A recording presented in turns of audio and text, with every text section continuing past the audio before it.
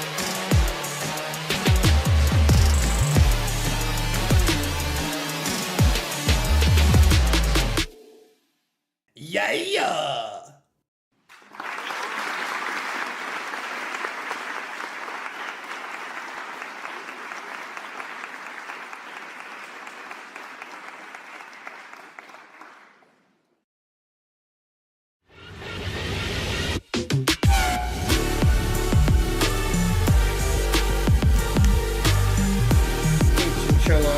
What up, everybody?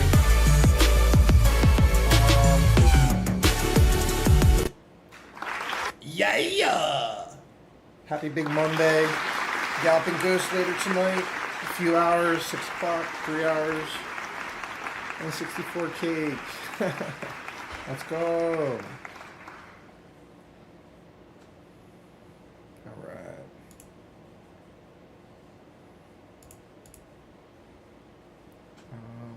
Where's the booyah? Oh yeah, let me see if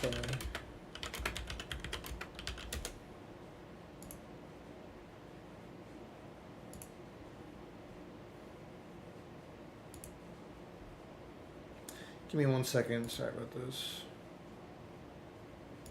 Sorry, not sorry.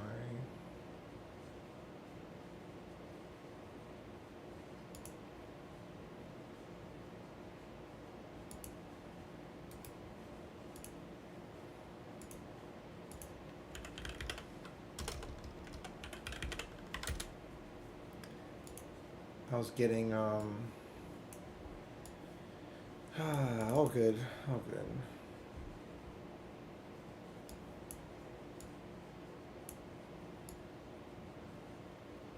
There's MIPS.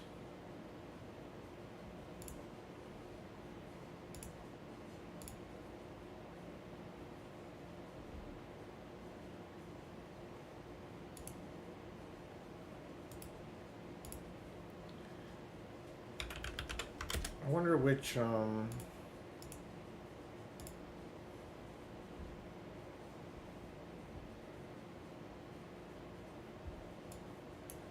this one may be better. Hold on.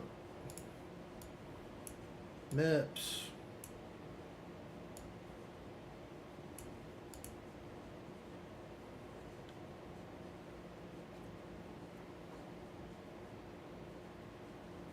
You know, it'd be pretty wild too. Let me see if it'll let me do it. Here, hold up. While streaming is easy. I'm just joking.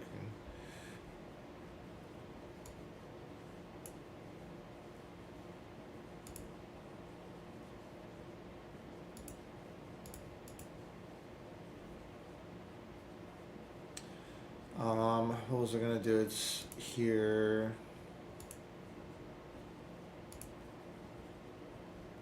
I was gonna see if it would let me make a MIPS emoji.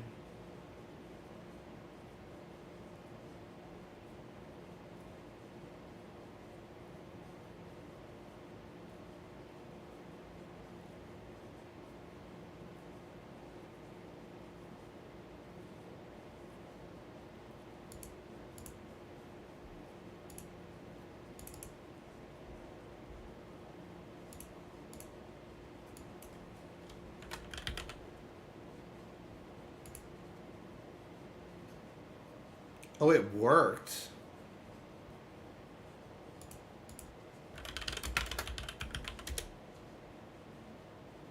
Oh wait, I spelled MIPS wrong though.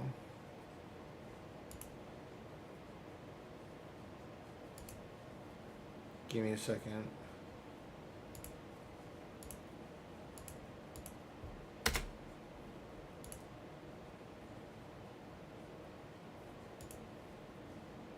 Cool.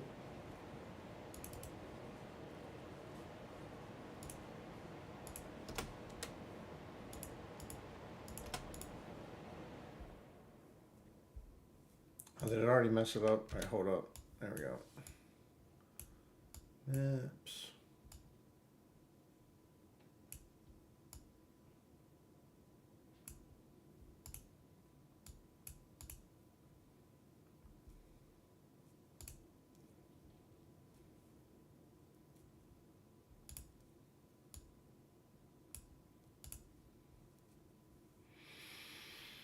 Alright, hope everything's okay. We're gonna start with Warcraft. We're gonna start with Warcraft. Oh yeah, I was doing this the other day.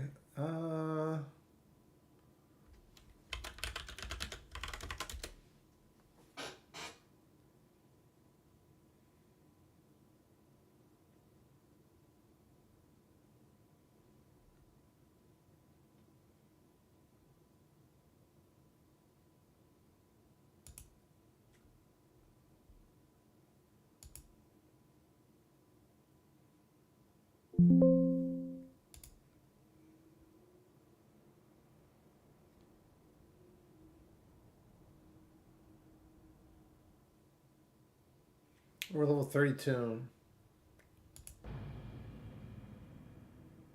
Let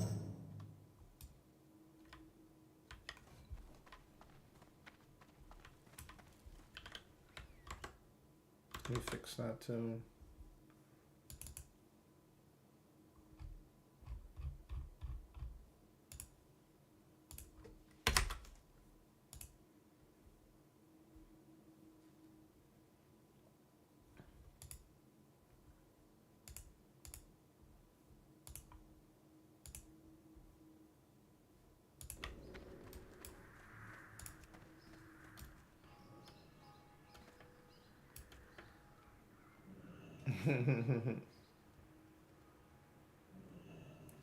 Catch MIPS.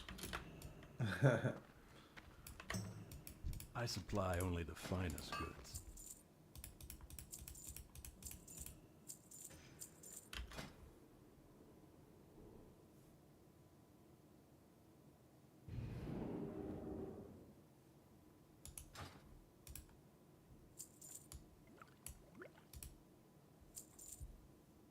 Have a good one.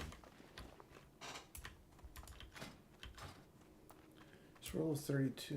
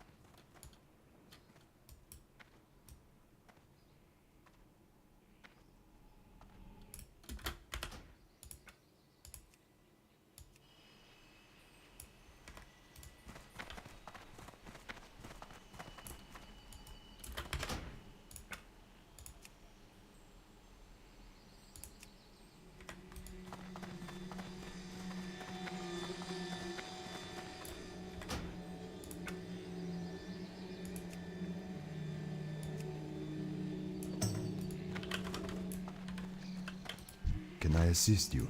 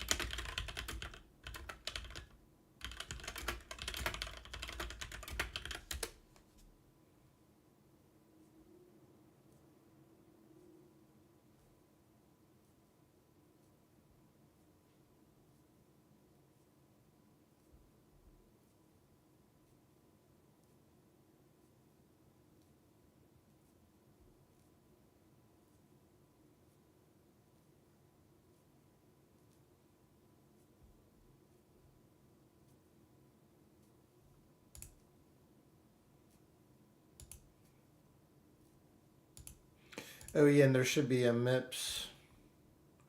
Let me refresh.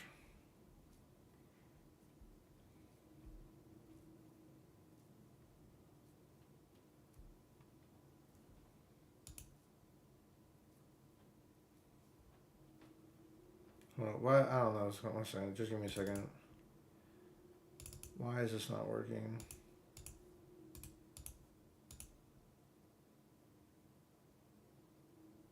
There we go.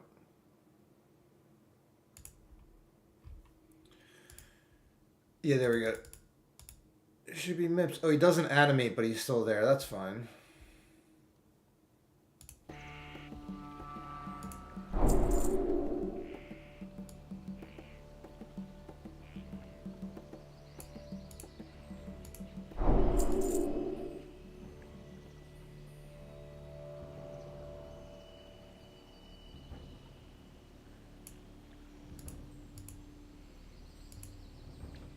Be careful.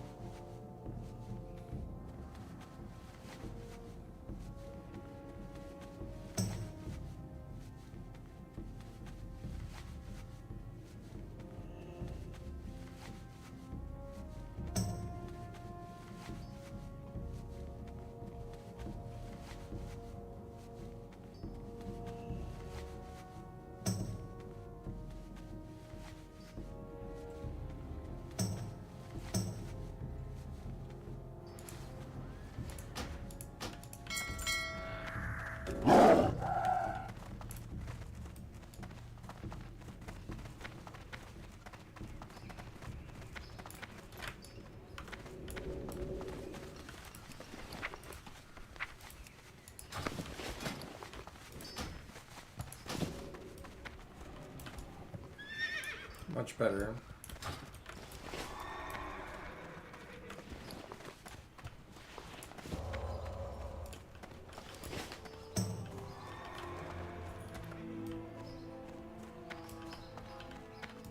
What are you looking for?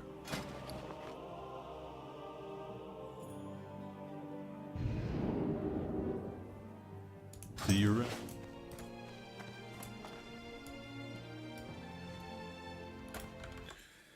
Is everything working? Yeah. Maps.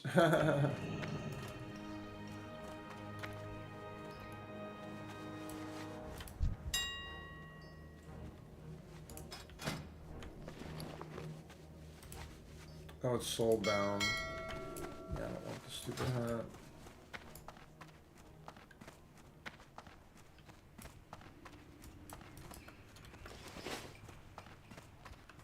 You need something? See you later.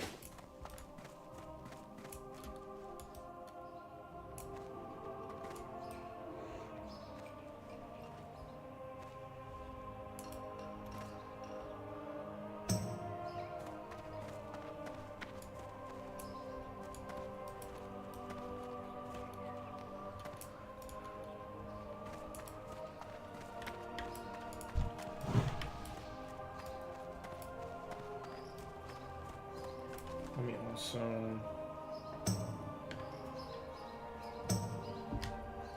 Let's see that work. Cool.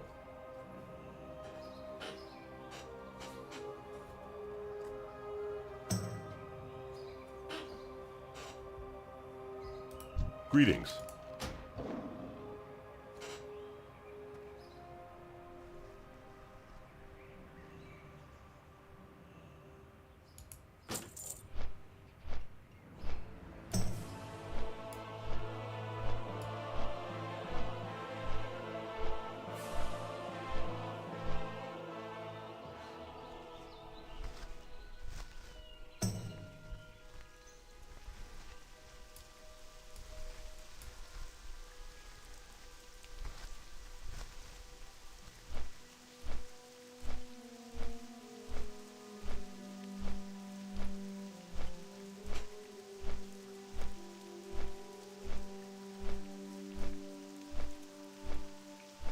We'll do rested XP and then we'll do a Mario speedrun.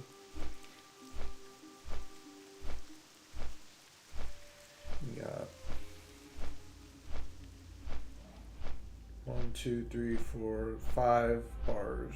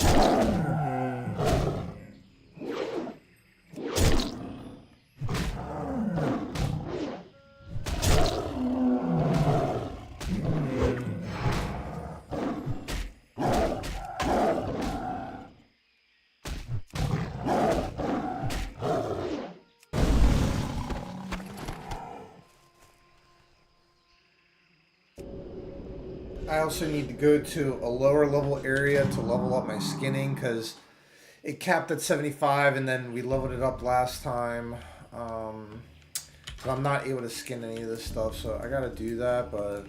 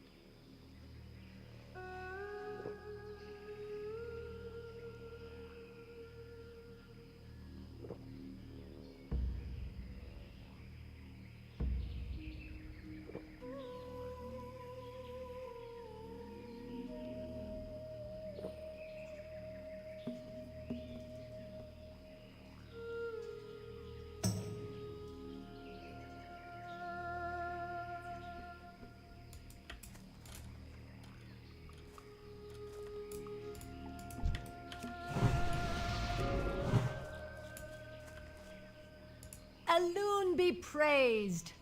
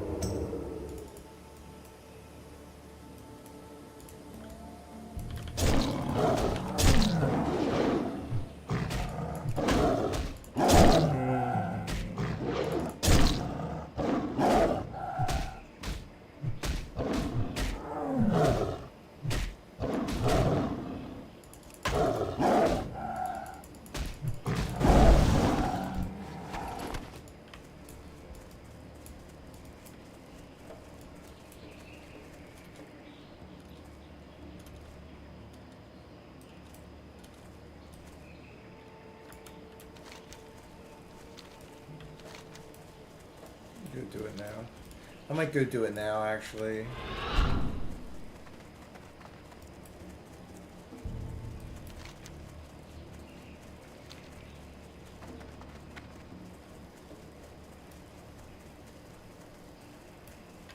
Here, let me just hearse. I don't care.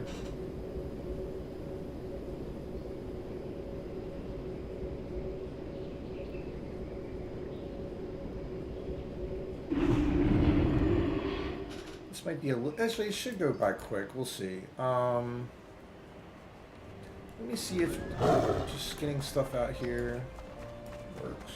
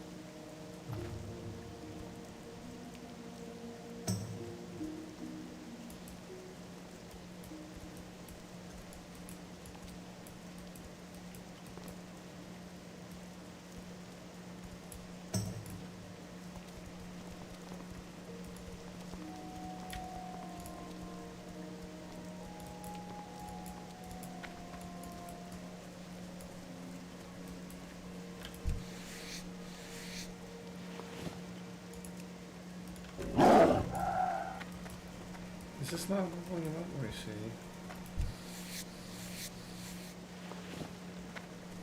see. Wait, is it for real? Oh my gosh. Dude, that is actually so annoying how they did that. Wait, this stuff won't... Alright, give me a second. Is it because it's too low of a level? Let me see.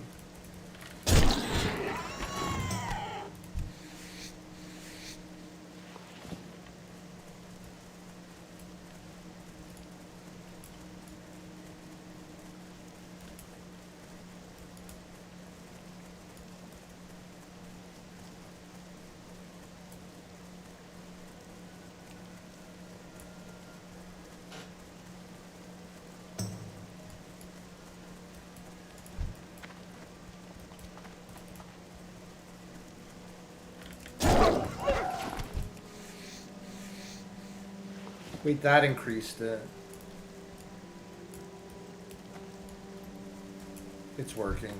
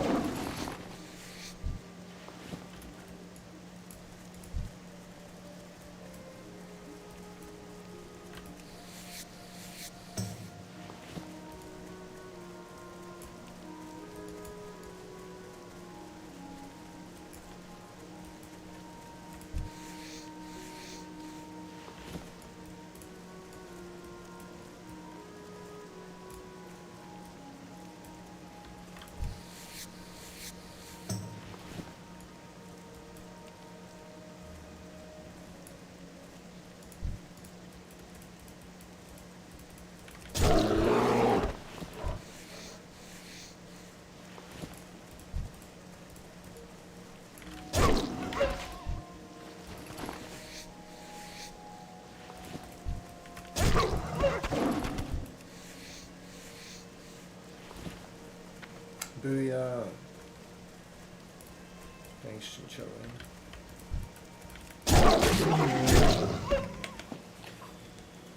Just leveling up skinning. Okay.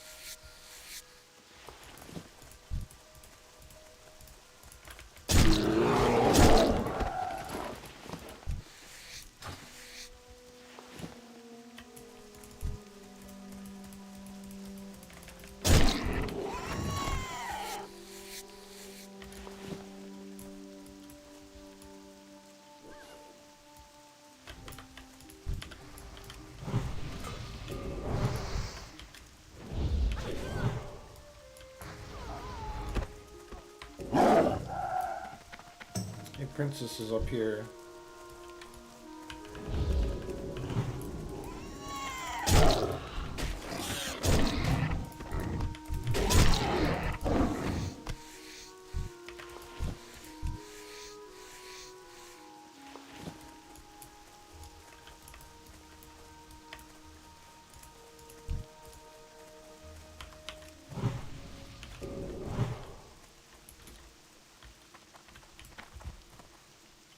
Hail to the night!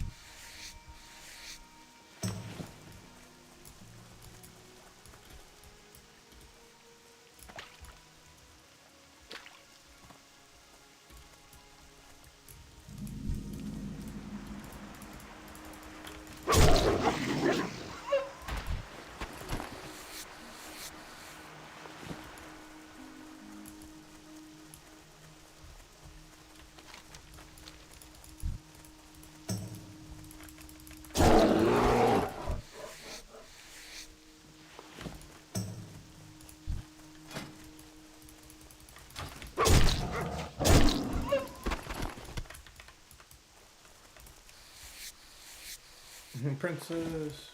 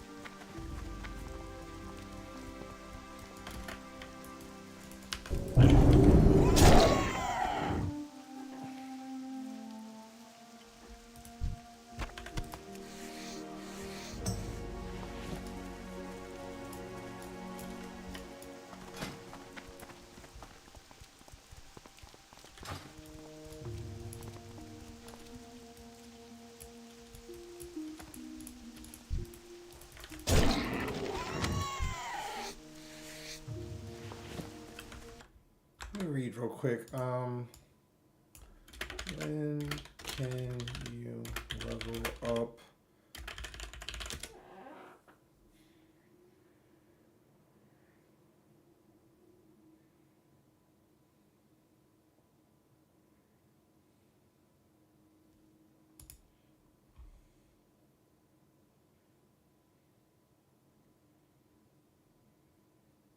$125. Okay.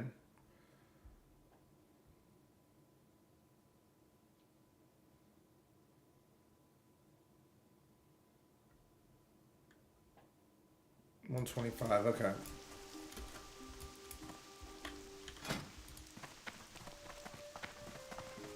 So I might be able to research mining now.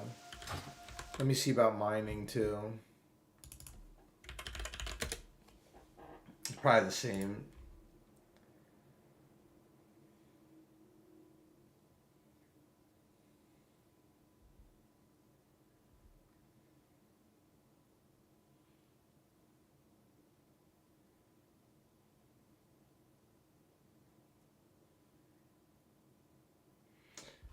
Wait.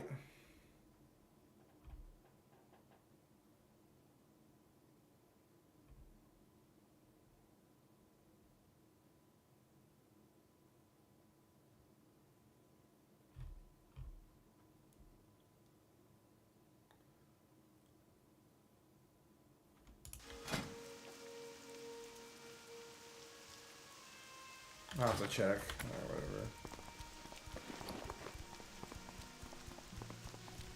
It's probably the same.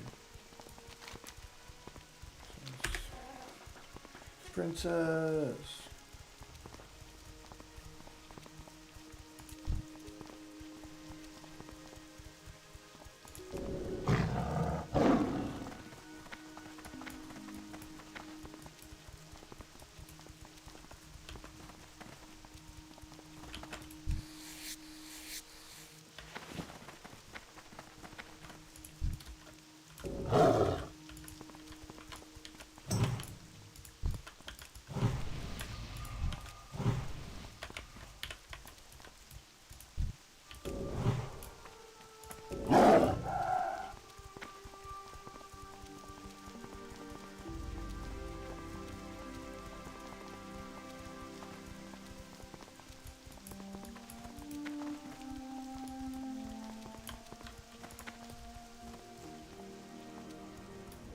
How are you?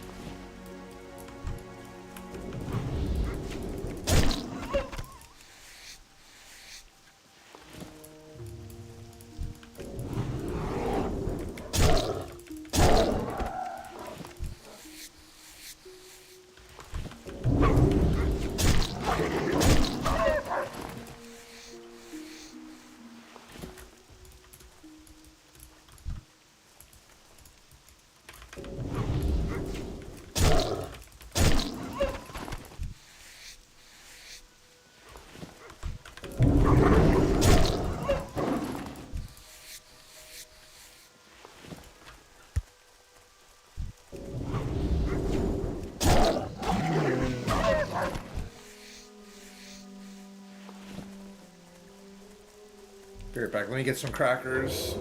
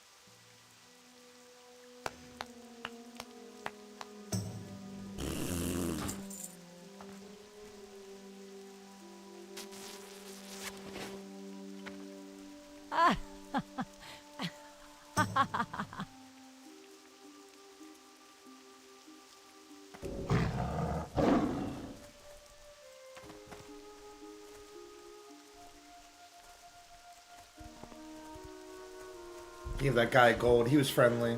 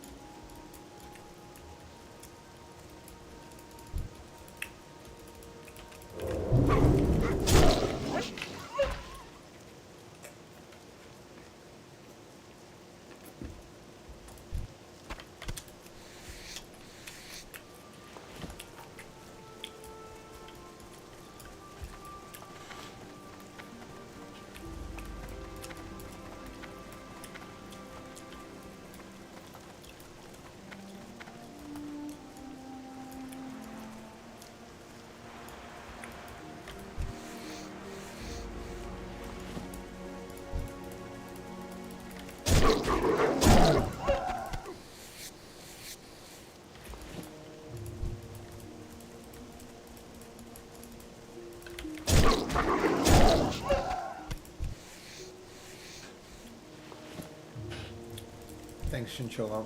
Yeah, I just felt like it. I mean, I've been buffing all these humble noobs.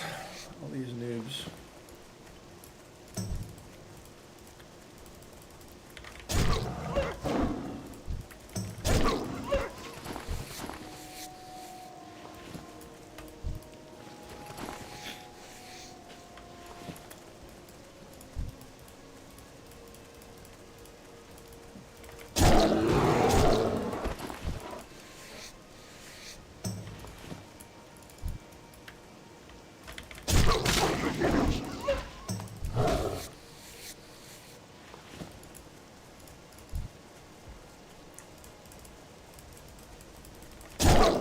Once we get the 125. Dude, wait, why is it not leveling up from 100? I wonder if these low-level ones, like, cap at 100. It's gotta be. Because haven't I been, like, fighting a lot of these? If it doesn't, like, level up after a few of these, then that's what it is. I gotta find another area.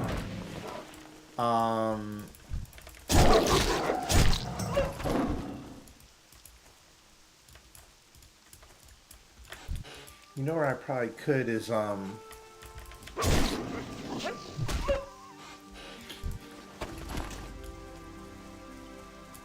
a second. I can go to Duskwood. Yeah, if these don't level, that's why it's not leveling up. I was like, what's going on? Okay.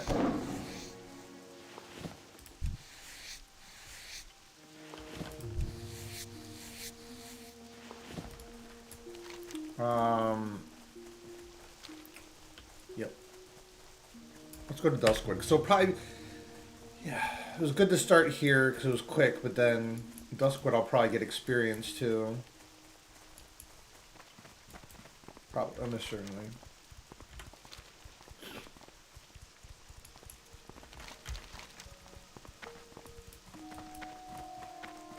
Let me see, can you go through the water? Let's find out.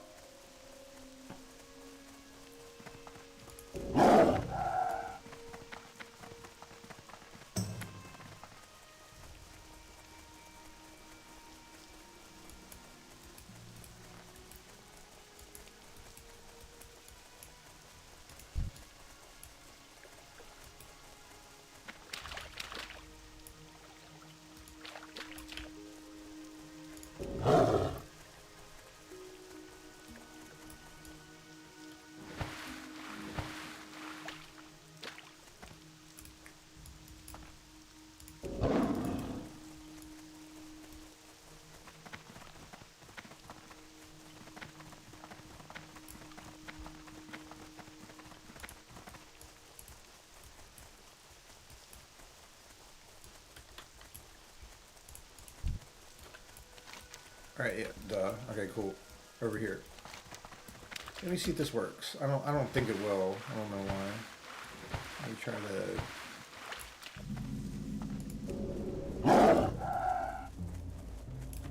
levels this. Yeah. Can't skip a spider. I gotta get more snacks in a second too. I get some veggie chips. Just been kind of feeling a little sick. Wait, no.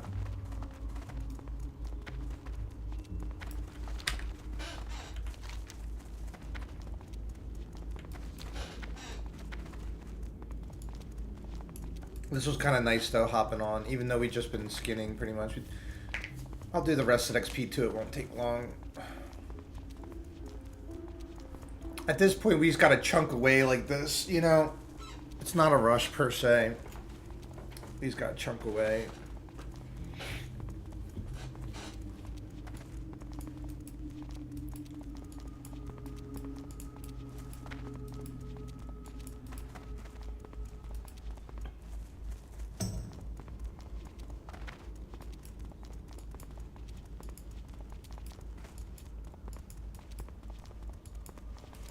Alright, let me make sure. I get, yeah. Alright, we're good.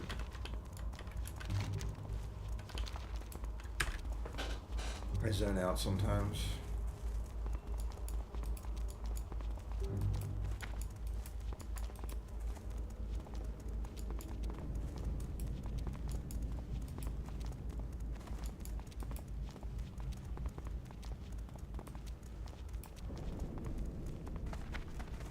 Oh yeah, if you guys want to see Pantheon, the guy, one of the developers, he's going to be streaming it short. I think right now, actually. I can check. Let me actually see.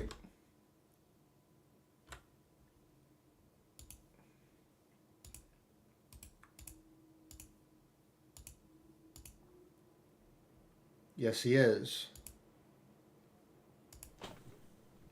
Yes, we do plan to have visual signposts, yes.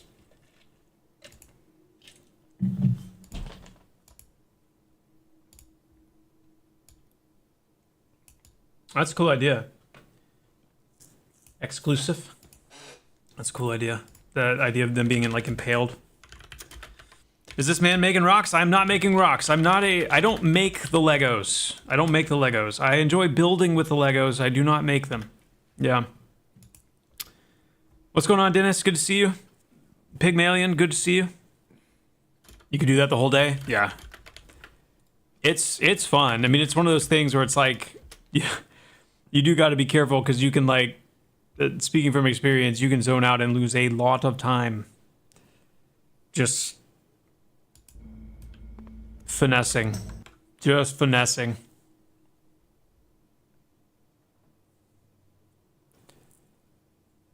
Yeah. So excited for Pantheon. Glad to see you today. It is awesome to see you as well. The stars. I'm glad you're excited. Very glad. He said hi. Okay, fine. Is this man playing Legos with rocks? Yes. Yes, I am. Orchidian, thank you so much for the prime. Appreciate that. I am super late. Good to catch a stream again. It is good to have you, my friend. Welcome. Welcome. Or is this Duplo since rocks are bigger than Legos? I mean, yeah, you could probably think of it as playing with Duplo blocks. That's fair. That's fair. What can I do for you? Dead orcs on the ground? I like that. Yeah, I think that would actually work pretty well in this area.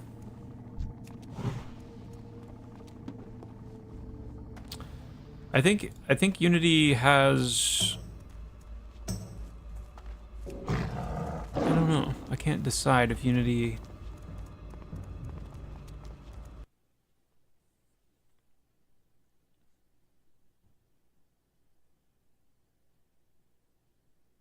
It's trying so hard. I know that. It's trying really hard.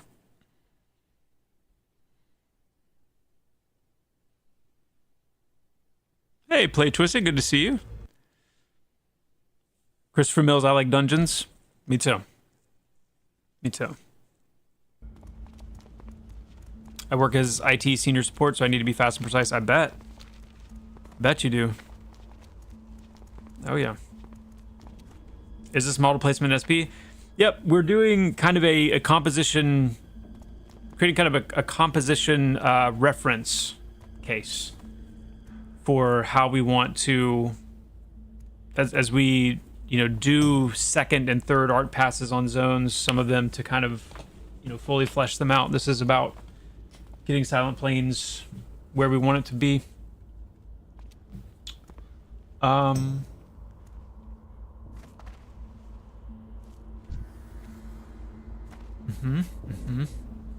Okay, let me try something real quick.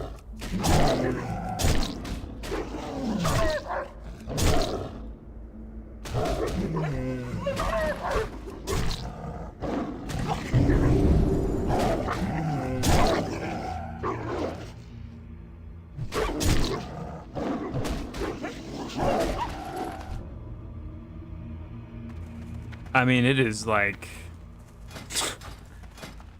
Unity is tweaking. Come on, Unity.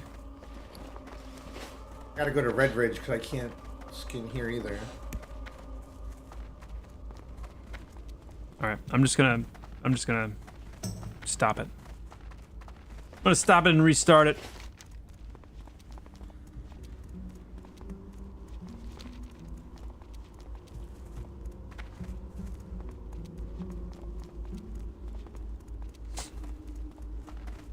At what point do you have to put a limit on detail in the world versus performance? We have done a lot to increase our ceiling on that. We've done a lot. We've done a lot of optimization work, and Kyle, has our lead programmer, has done a ton to give us more headroom for more detail. Because that we've always wanted to have a higher degree of detail in the world, be able to support that. Because we want to do a lot of like visual storytelling. We want to do a lot of interactables. So we really wanted to support that. So it's tough to quantify like exactly what that is, like for us specifically.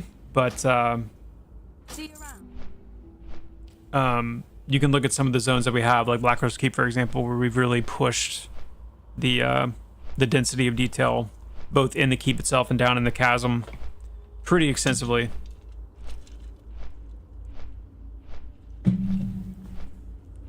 What's going on, Rinlinks?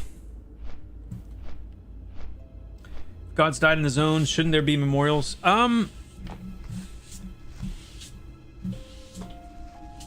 There are some. Some that are currently like depicted, or at least kind of the framework of the depiction, and some that we've yet to build. But they're not. The Deicide War, you saw a lot of different deities that were not kind of like the prime or the major deities. And you saw a lot of them from, you know, the pantheon of some of the races that weren't really like known or loved by those races. And in the context of the Deicide War, the deities, a lot of the deities that fell, that were slain and able to be slain because they they gave up their celestial position to become mortal, and in doing so died, but they did so to, the majority of them side with the force that was looking to wipe everything out. And so yeah, there wasn't a whole lot of love lost there, you should say.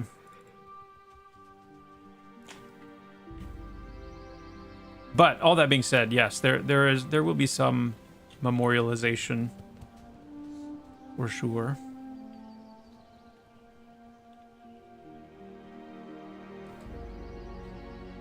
Let's see.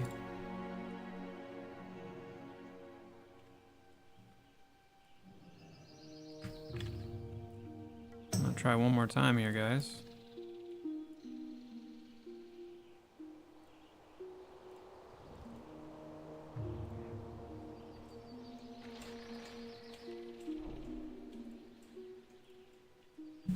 one more time.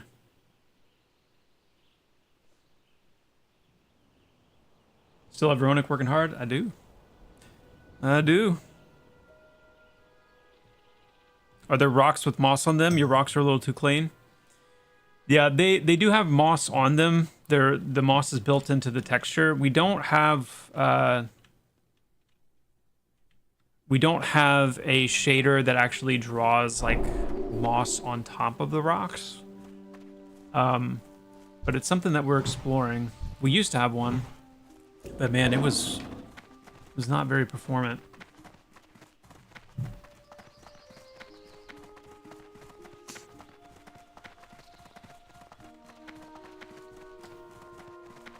So I can turn on spell effects during... Oh, tell Daedrus. I don't know. Can you? Can you? I don't know. I don't know.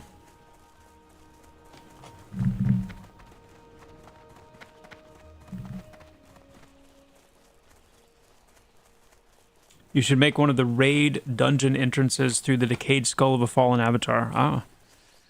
Well, I know Rainborn, the Rainborn Dragons, Broken Maw has actually built the entrance of Broken Maw as the gaping skull of a Rainborn Dragon, which are close to being on par to the Celestials, yeah.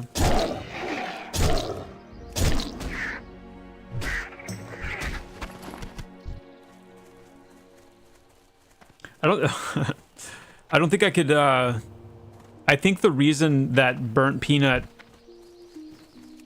works well, like what he does translates so well, is because he's a peanut and he can be super expressive through his mouth and eyes, whereas if he was just a dude like me on the camera, I don't think it would translate as well. I think if I had something similar where I could, you know, be more emotive and be more of a character, I think it could come across pretty well. I think when you have that talk with Armagon, it should be in Pantheon while playing. I think you're right. We were gonna meet this week and do our stream together this week.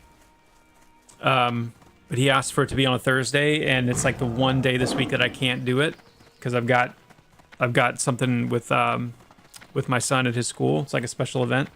So we're moving it to next week. So it should be next Thursday, a week from this Thursday.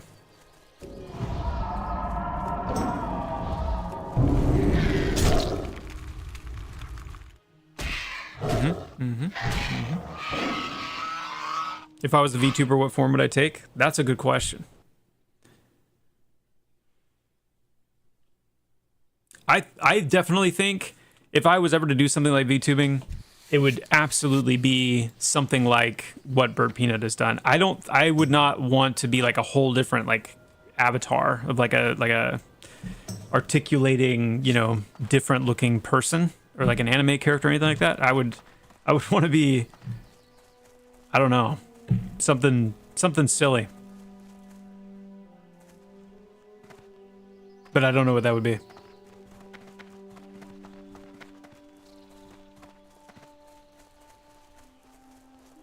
Like a shovel.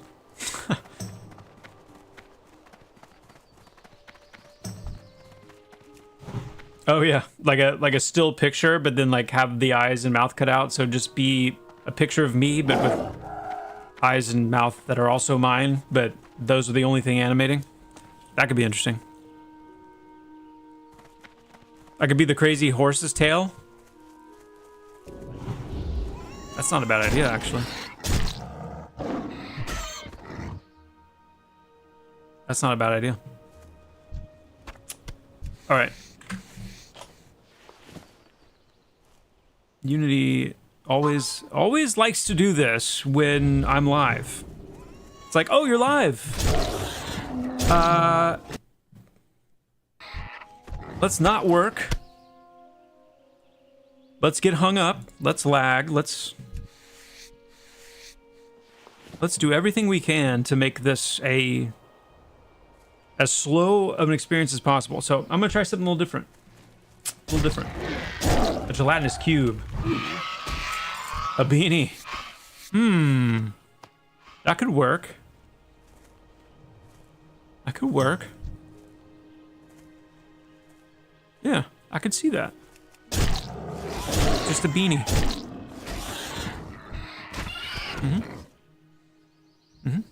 No, not googly. It would have to be my own eyes. Which, the glasses would be a problem. Maybe the beanie could have glasses. But I'd probably have to wear contacts. Yeah. Yeah. But that's fine. The only streamer that should be a beanie is Ko. Yeah, well, see, that's because a lot of you that aren't used to watching this stream don't think of me as having a beanie, because there's a lot of people that are watching the stream that have just started watching in like the last couple weeks, 2, 3, 4 weeks, and I haven't been able to find my beanie. So yeah, I don't blame you for not thinking of a beanie when you think of me. It's too bad. It's sad. It's really sad. Yeah. I have a problem with hats. I have a problem with hats. I mean, you guys are gonna think I'm making this up, but I'm telling you the truth. I left my house this morning to drive my kids into school, and I have this green hat that I've worn a few times. It's like more of like a conductor's kind of hat.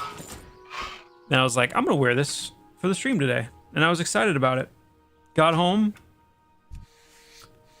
I helped my wife bring in some groceries.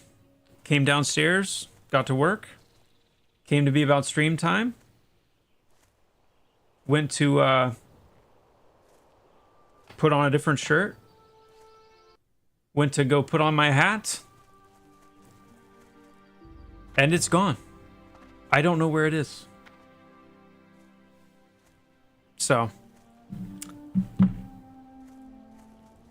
it's a thing.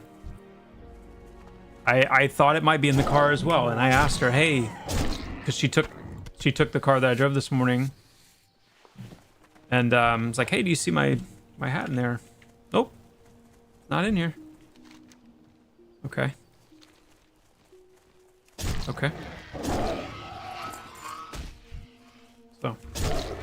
did I look over there? I've looked everywhere. I've looked everywhere that it could be. I've looked every single place that I went. Just in the house, since being home, you know. I don't know. I do not know. So what happens if I do? Hold on, let me check this real quick. Let me check this. I think it's coming down to the fact that there's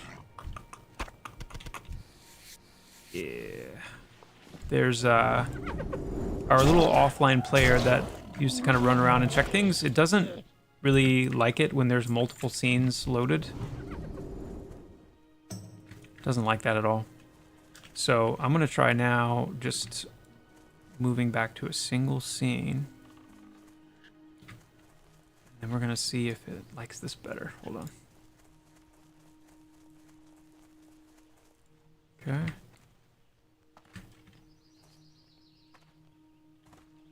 Okay.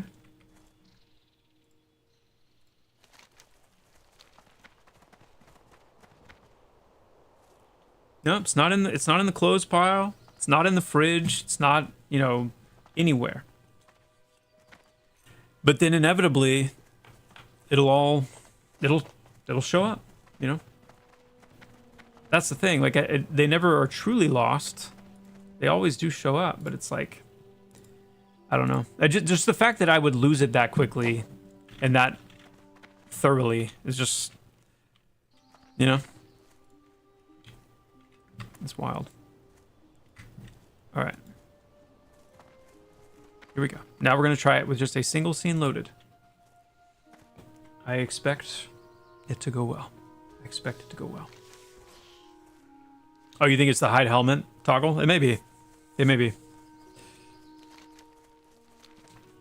I listen to your VODs while I play Project Gorgon after work. Nice. That's cool. Love that.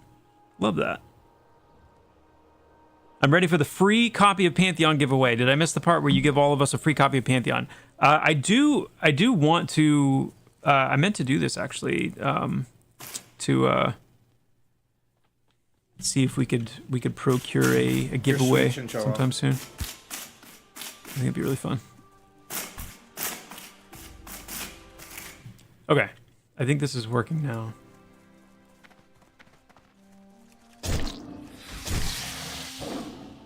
So let's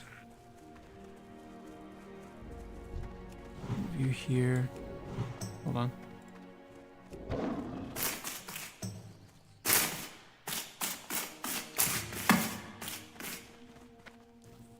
Okay. Yeah.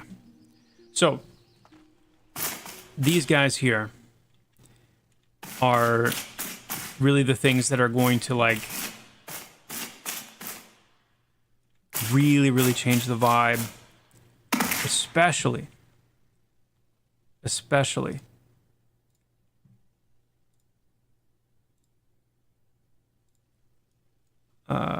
at night, because they have this beautiful glow. And what I'm about to show you here, we're gonna actually do this in real time, and you'll see what I mean. See what I mean? Loud footsteps? Okay.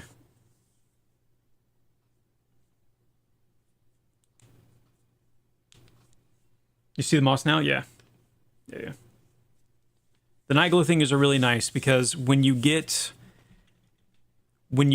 them in kind of like a critical mass, and that's the cool thing about these, is so because we have these set up as details, we can do this cool little thing.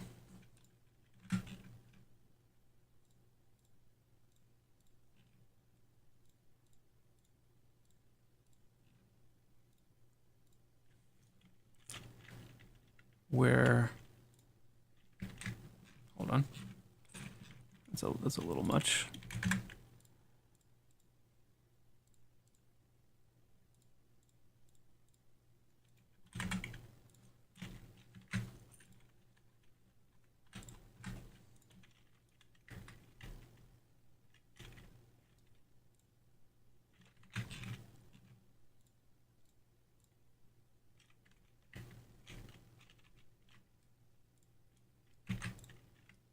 Sometimes you gotta, like,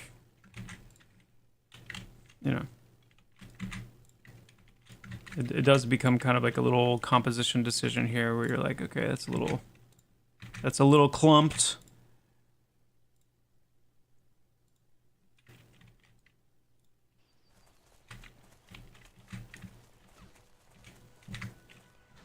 Let's do this. Let's take one of those out.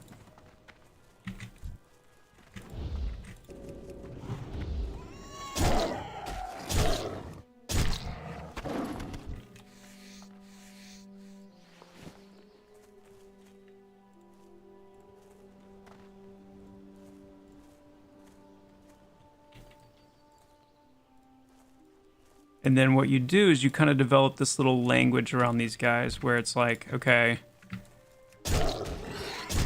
Silent Plains has this interesting little situation going on with these little rock teeth that kind of come up out of the ground. And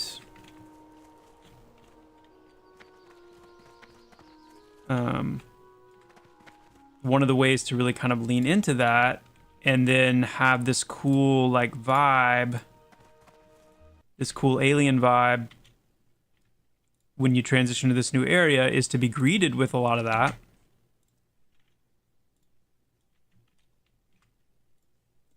And then as we get this more and more dialed in, you've got this really cool, like, well, you'll see.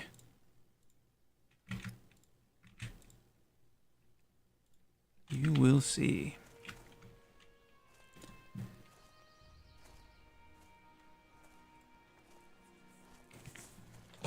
Is there anything dangerous about the purple flowers? No.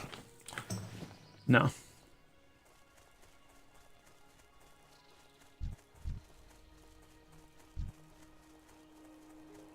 You're scared? Don't be scared. Don't be scared. Yet. Don't be scared yet.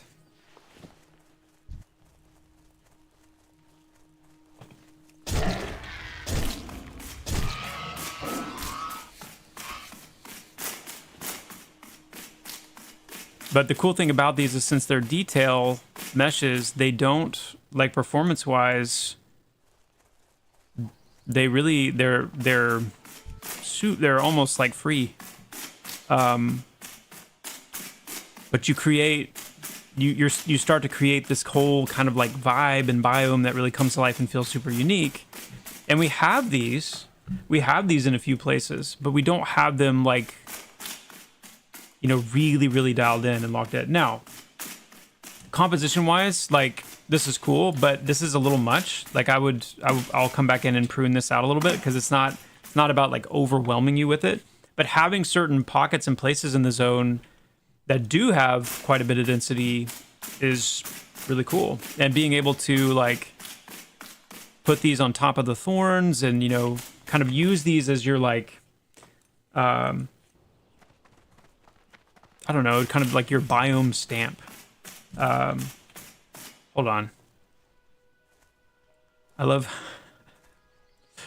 don't know where, like, why is that sound even, why are you guys even hearing that? There. Has the Night Skybox got any love? It is definitely not as low res as it was.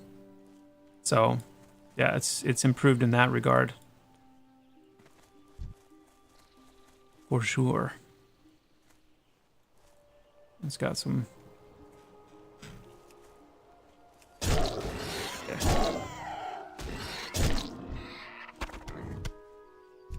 Footsteps gone. Immersion ruined. Pack it up. Yeah.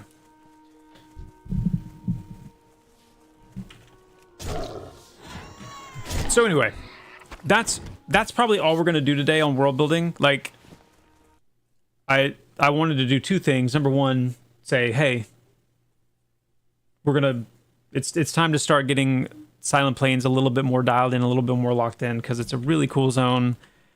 And it's just missing that hook. It's missing that visual hook, I feel like, because it's a very large, expansive zone. And you can spend a lot of time running through it and not really, you know, hit anything that should be super interesting. But I wanted to just give you guys a little bit of heads up about where we're going with it. And I think going this route is going to allow us to also come back through and create a few more kind of bespoke camp spots. Both with things like, I don't know, you know, animals, but also there's a couple of other like more humanoid NPC types that we want to get in here. And I like that process of going through a zone and really like honing some of the environmental areas that can be like cool spots, you know, cool spots to find.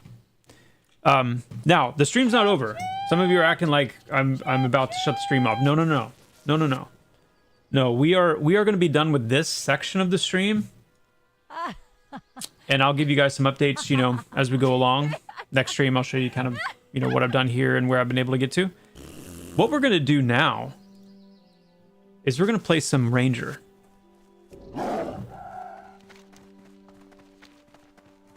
Because, you know, it's time. It is time. So let's save this. I'm so freaking excited about you guys seeing Nightfall Crypt, by the way. Oh my goodness. It's shaping up to be something something really special. Wow. Okay. Here we go. Also, as we're transitioning here, I had a question.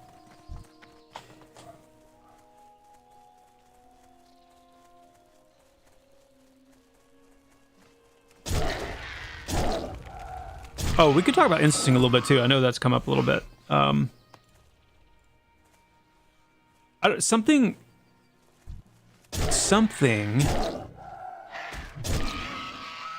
is making me want to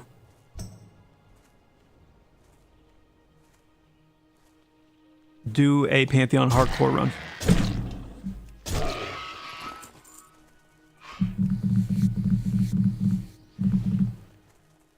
And I need to know who wants to do it with me.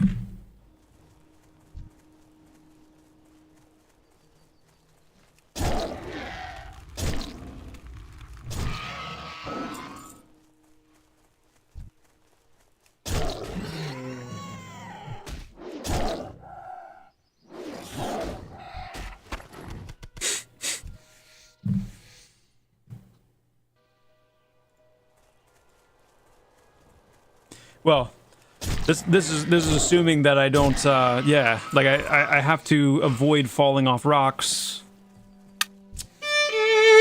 You know? Cliffs.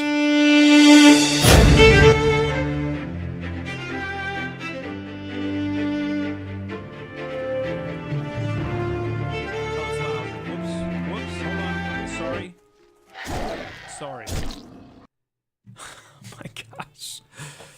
Oh man, I'm sorry guys. I don't know what to say. That's on me. That one was on me.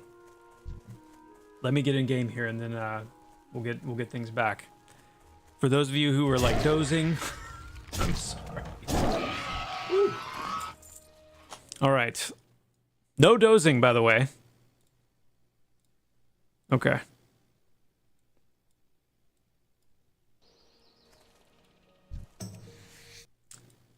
Okay.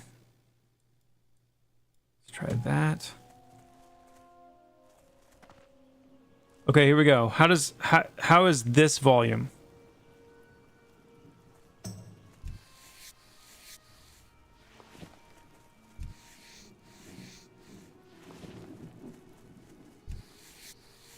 Oh, the... Ooh.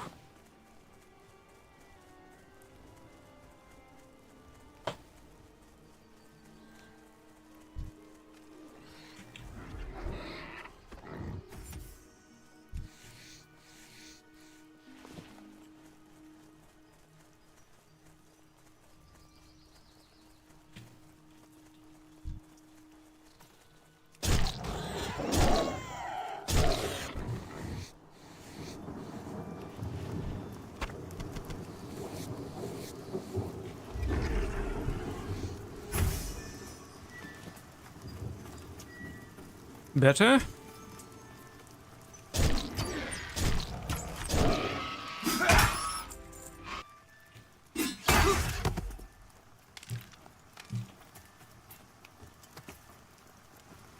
I got a lot of headroom. I can keep pumping it up. So if more is better, then you know.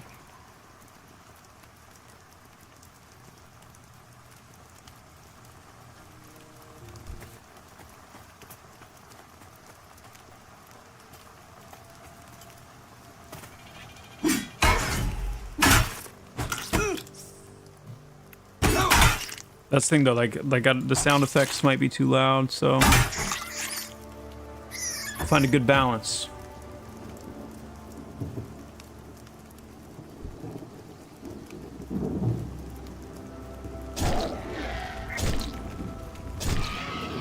Drop the sound effects just a smidge, just a wee smidge. Yeah, that's what I was feeling too.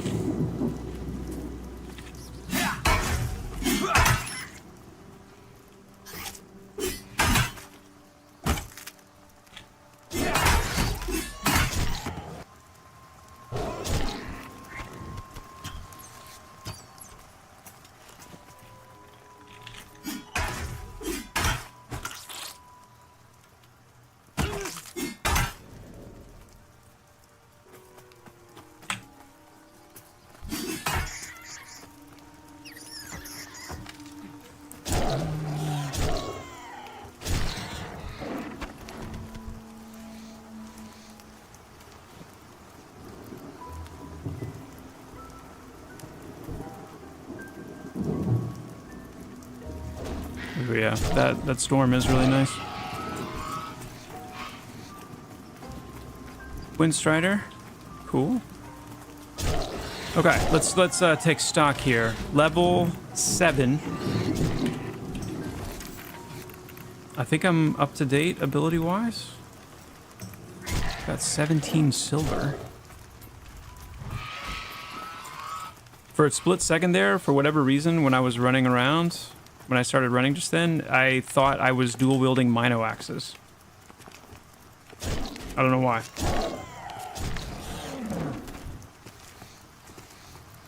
And it was important that you guys knew that. So, there it is. Tiny Travis!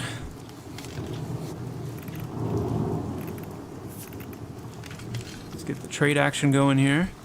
Need to keep my foraging up. Dude, I don't know what it is about this class right now, but it is like speaking to my soul.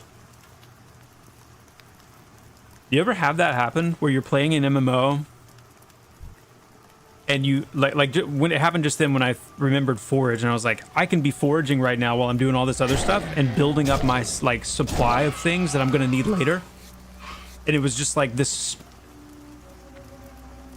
moment, this like prick of joy, of excitement, you know? All right, so Moonrose Balm, ooh, okay. Yeah, I think I'm good up to level 8 though. Let's go ahead and get this. Moonrose Balm, create a balm that increases your natural health regen. Yep. Okay, that's level 10. Ooh. Oh yeah, we get our nuke at level 10. That's cool. And engage and withdraw. Wait. Okay, I overspent because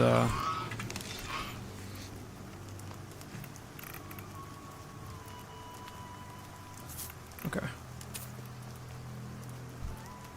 We need to get withdraw soon.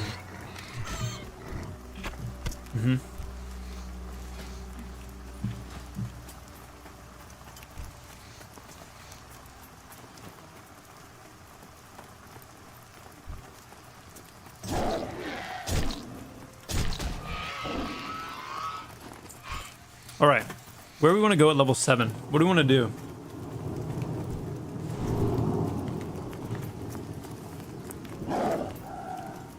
Azul. Aradun.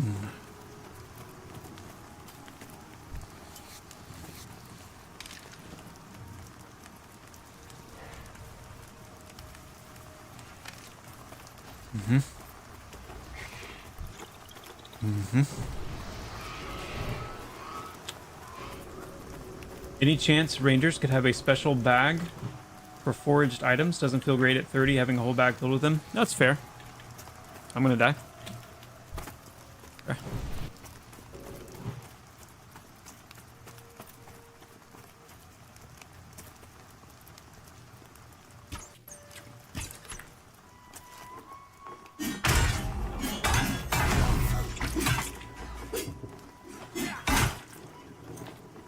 $500 slot forage bag. Yeah. All right. Yeah. Let's group up. What are we getting into? Thank you. Thank you.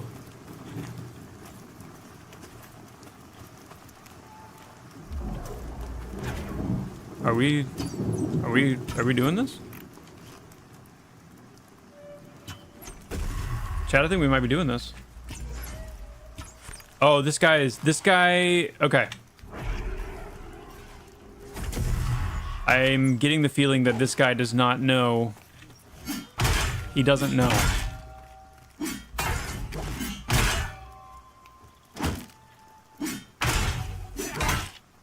I don't think he knew.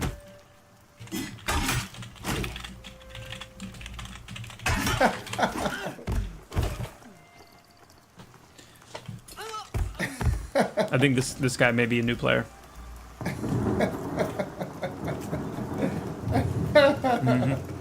Yeah, hardcore runs over. Not on this character. We're not doing it on this character. No. No. No. That was fun.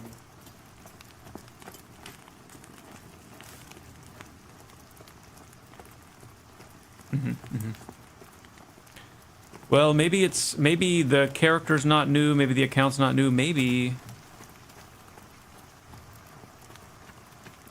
he just forgot.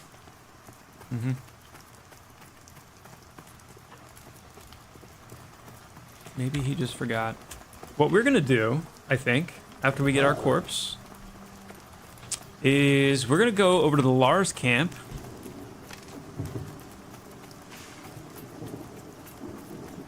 And, we're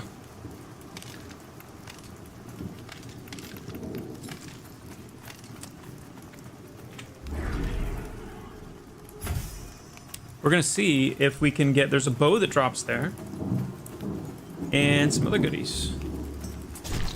So that's what we're gonna do.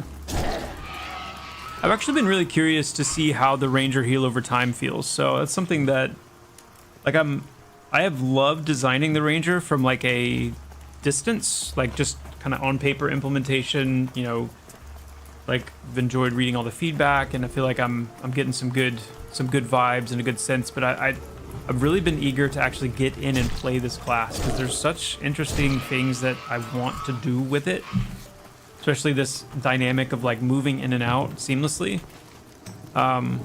should you choose to, but also like the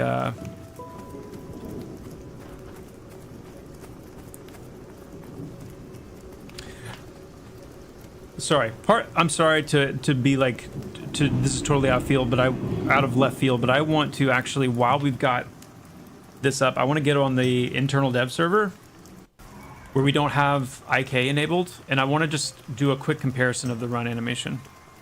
We're gonna do that real quick.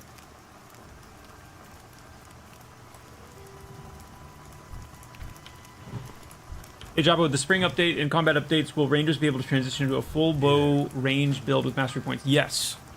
Yes, if your power fantasy with your Ranger is to be an archer, full bow, you will absolutely be able to do that.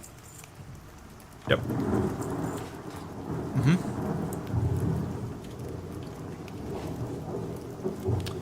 I heard that next week's patch was pushed out to March. What was broke that you had to push it out an extra week?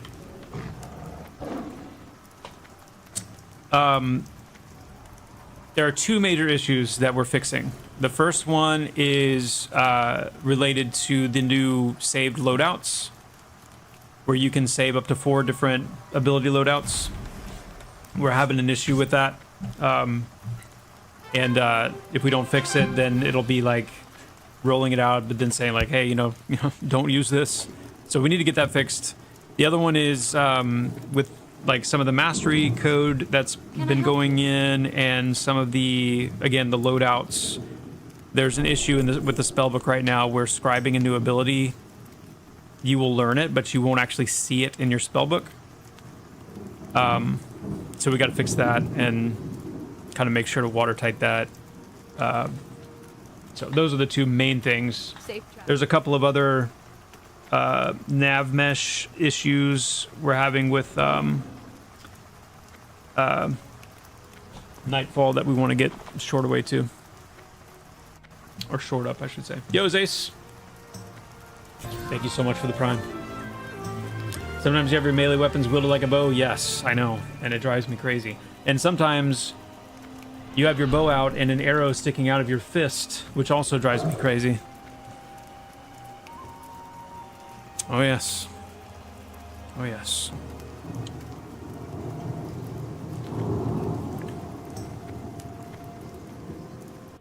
What secrets will the chair reveal today? Good question. Good question.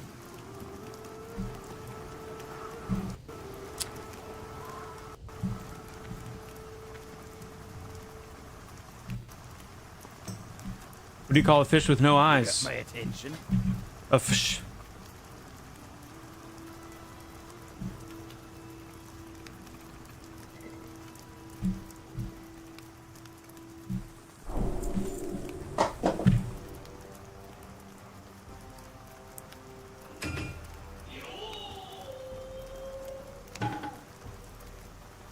Thank you, Lone Dog.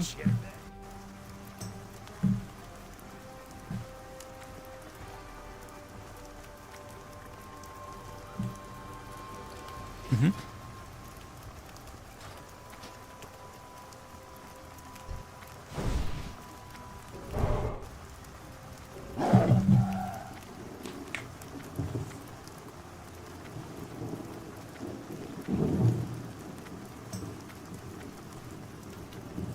Okay.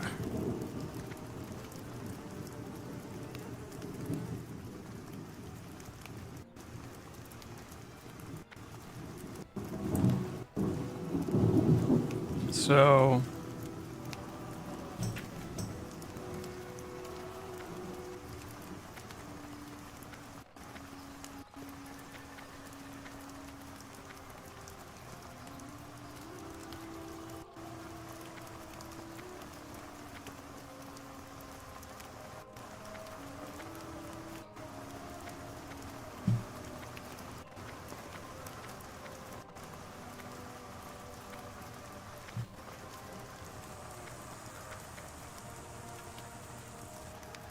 am I tripping?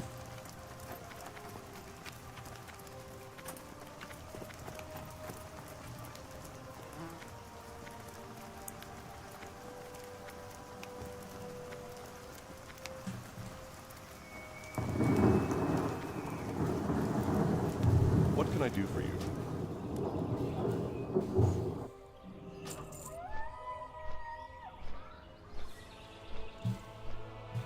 Maybe I might be tripping. I don't know. I think it looks better to me.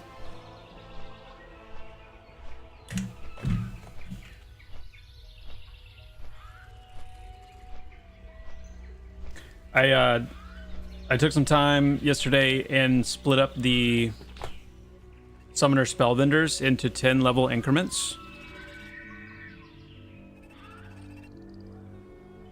Because the spell lists were getting insane.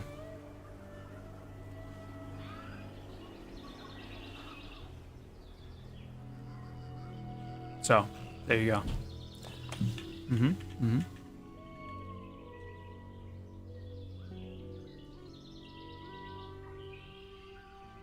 Okay, anyway. It's probably just me. It's probably just me, guys. So, you know. Is what it is. You will have to go to Skydurban, and we're gonna put this in the patch notes, so you know it's something that we'll reiterate. But yeah, so you'll have, yes, the spells will be different. The spells available to you will be different depending on where you're at. So you'll have like 1 through 20. So you'll have the first 2 spellbinders in your starting area. Dimith will have the first 3. So they'll have 1 through 10, 11 through 20, and 21 through 30. And then your 30 plus spells will be either in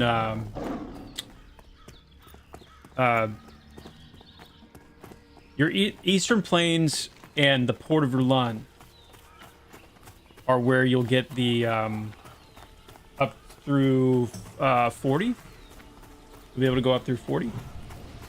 And then the level 40 to 50 spells are in Skydurban only. So you'll have to go to Skydurban to get those.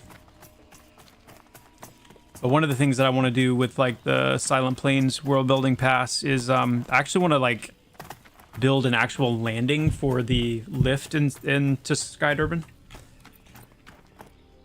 Make that a little bit more of like a cool, I don't know, feel a little bit more like built, you know.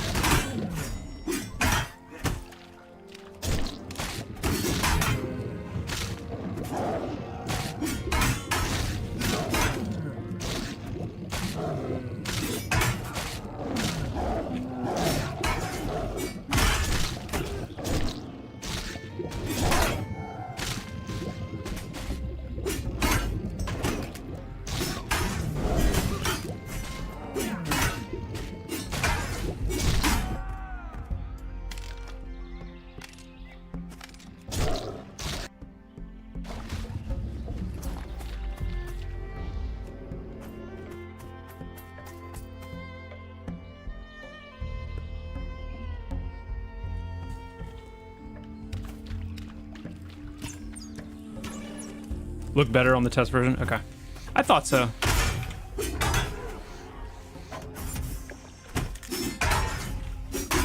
And the good news is, shouldn't have any more of that leg jittering and some of that weird stuff.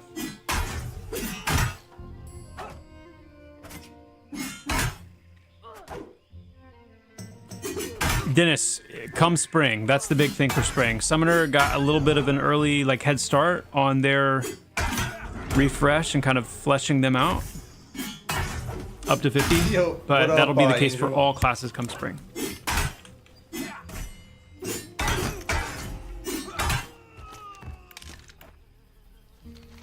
Okay, it's just 2 damage. Not an upgrade, unfortunately. But that is fine. The recruits. Let's hop down. We need to actually go down.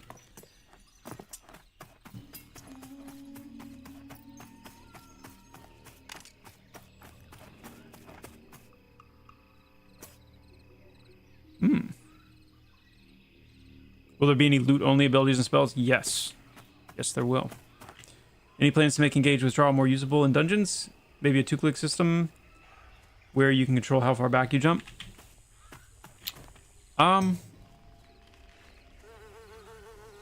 Like a charge, you mean? Like if withdraw specifically was a charged ability, where the longer you held it, the farther back you went?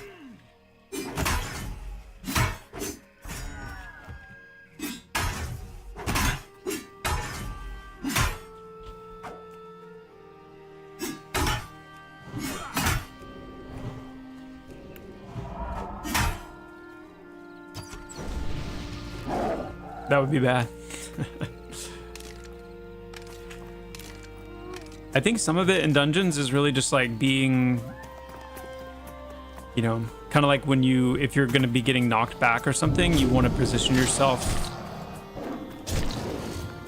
I know it's kind of like it's kind of a bummer for rangers because they, you know, you're kind of at the mercy of your tank and like the positioning of the NPC and all that, and it can be a pain. But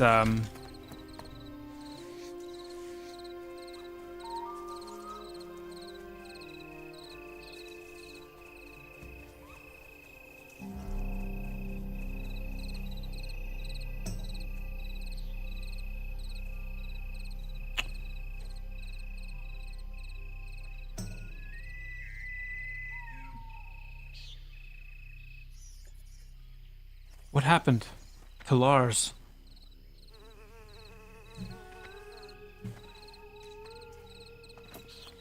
Like what?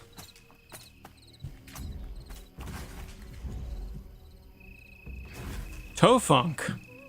Oh, Tofunk, you're dead. Bro. Hey, the bowyer. Yo.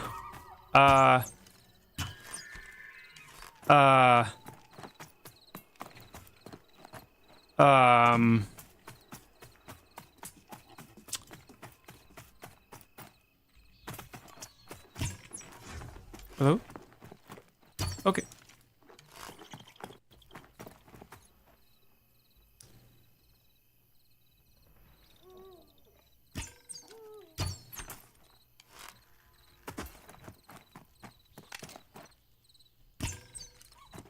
This is feeling very strange. Something's definitely going on here with the, Wait, is this... Why is nobody else mentioning... Is it just me that's lagging? Ow.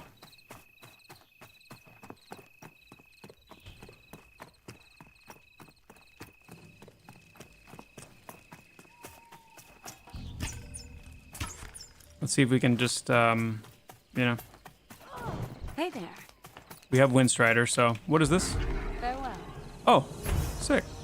Oh, yeah, we're good then. Be careful. We're chilling. We're chilling. Like the opposite of a charge, hit it once to start now and again to disrupt the animation. I think, I mean, I don't know, guys. I'm a little bit hesitant to change the dynamics to something more complicated. I think the main thing we need to do with withdraw is, you know, fix the issue where it gets stuck on like a pebble, or if there's any like elevation change at all, it breaks. And at that point, I think it's more just about like, I don't know, like just managing your distance, you know?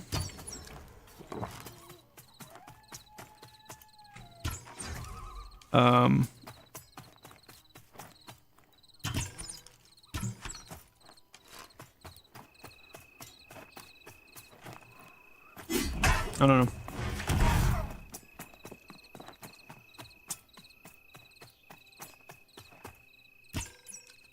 Now, granted, we haven't done like a lot of passes on withdraw, engage, things like that to kind of, you know, dial in. Like maybe the base distance is too far.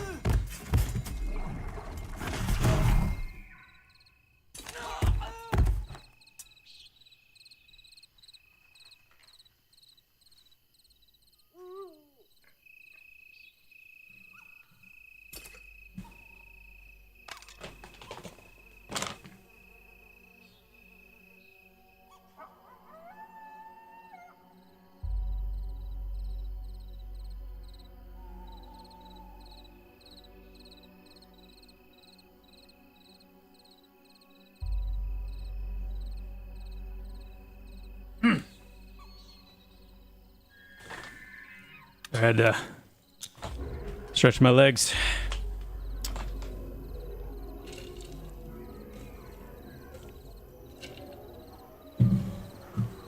I forgot that those guys could backstab. Oh boy.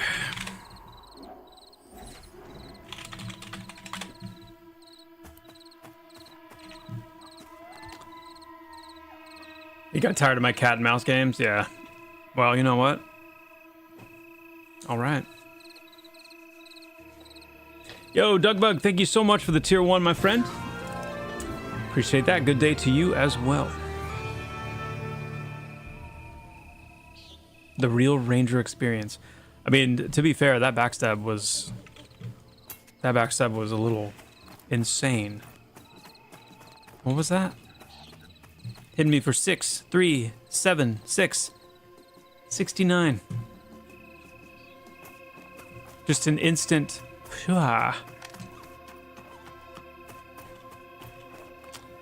Bowyer's all the way down there, man.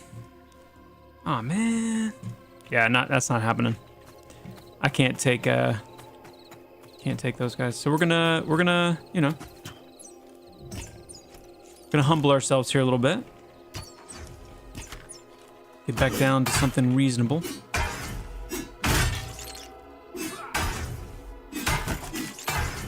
I wonder, is it worth...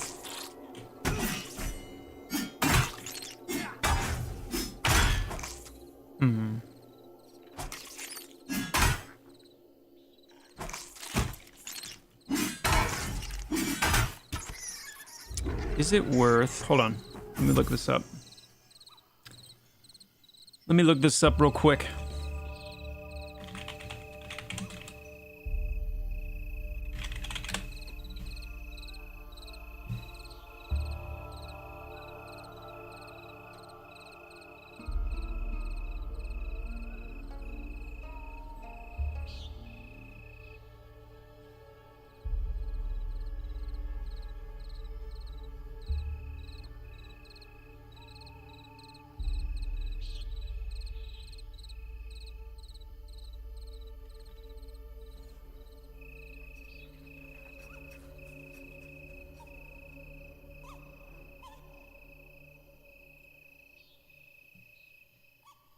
Okay, what bow do we have? We have a brittle short bow, 3 damage.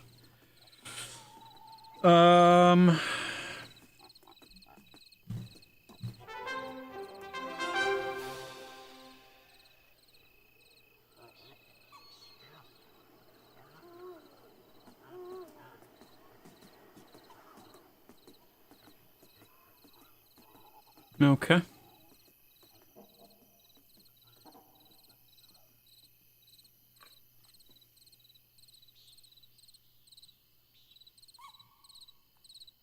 The Forgotten Bowman would be sick if we could find the Forgotten Bowman. I don't remember where he spawns, though. He's on like a super long routine, I know that.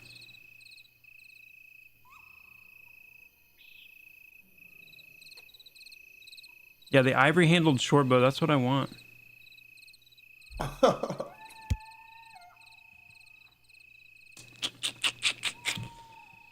Okay.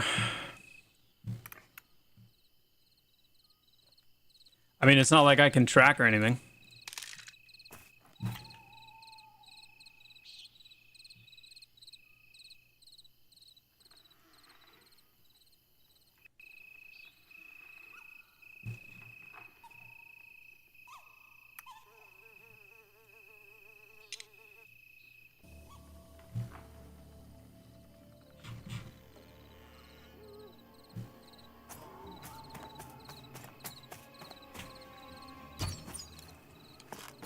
This was a mistake.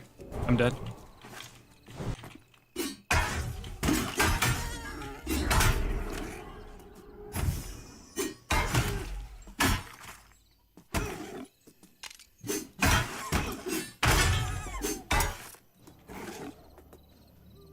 Let's go see if we can find the Forgotten Bowman. I'm sure he's been killed, though. If he's up. Oh, yeah, I can't do my little... Yeah, we're dead. We're dead, right?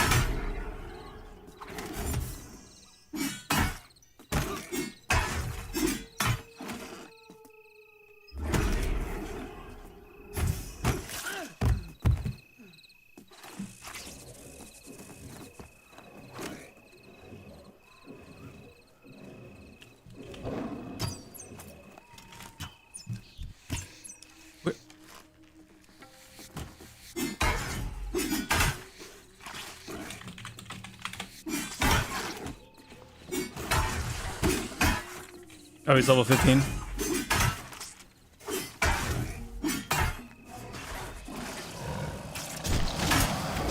Okay.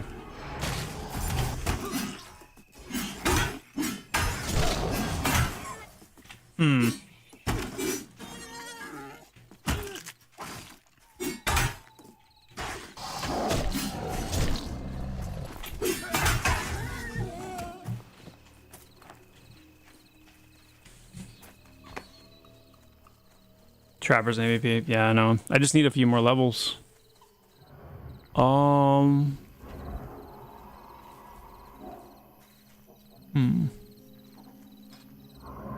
Who wants to? Let's just get a group together, a little low-level group, huh?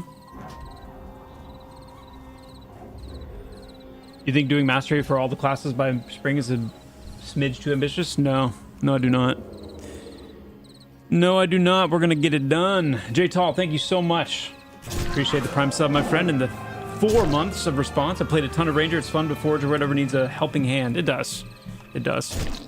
It needs to be a more exciting button to push. There needs to be cooler stuff in it to get.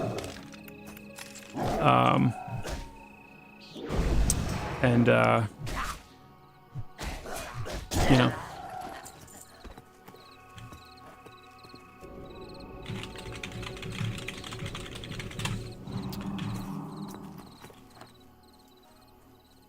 Oh, we got Glorf. Who else? Did somebody else come by? Let's do a small group. Let's do. We can do gobbies at this level, right?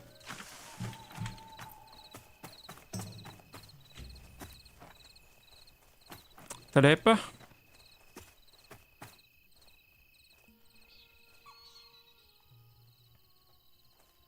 Nope, 11 Necro's perfectly fine.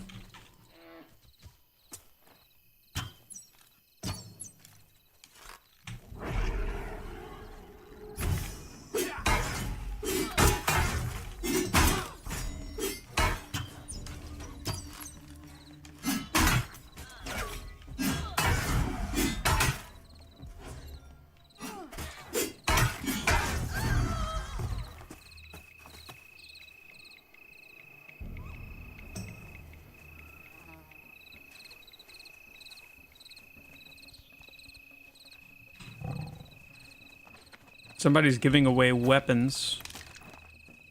Hey! Hey! Hey! Nice. Sick.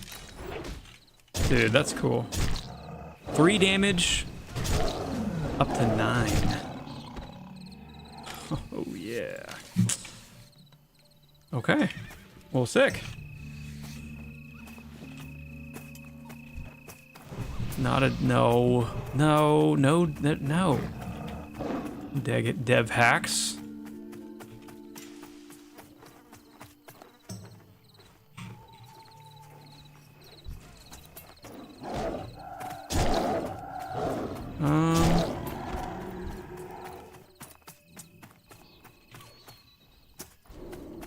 Let's test it out on this bear. There's a bear. Woo! Cool.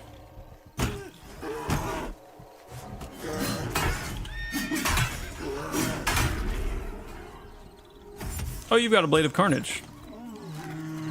That'll do it. That'll do.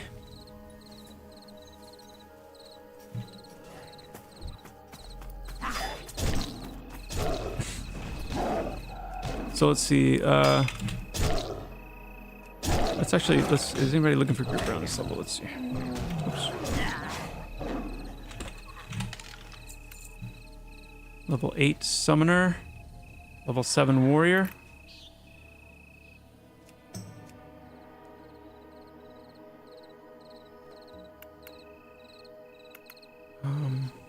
Let's go ahead and invite Boosh.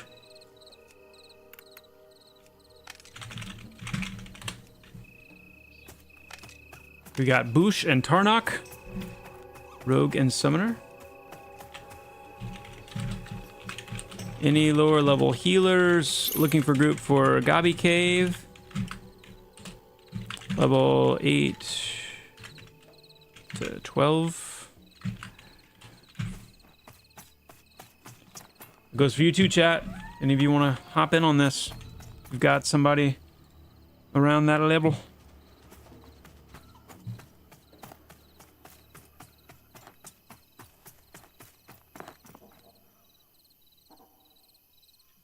What do we see as the function of the class trainers? Right now, they seem to do nothing. The class trainers, come spring, are actually going to be important for skill upkeep, because you're going to be able to train skills at the class trainer for coin. And because of the changes that we're making to skill ups and like the time and the investment that it takes to get your skills up, they're going to be pretty important. What is going on? Is nobody else seeing this?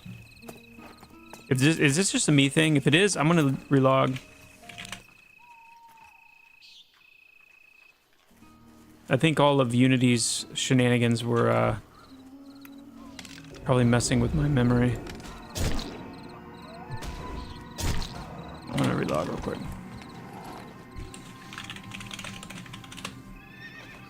Yo, AK, take care. Thanks for hanging out, man.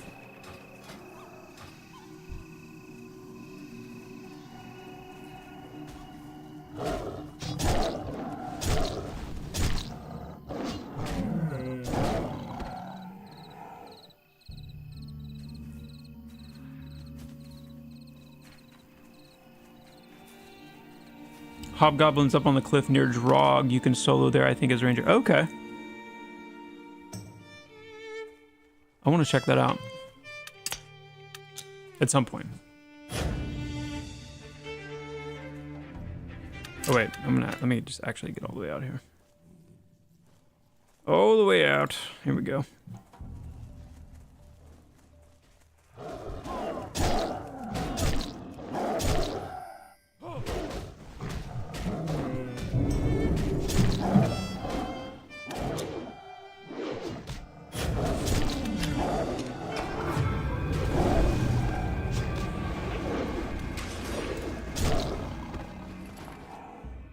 Let's see if the cave has returned.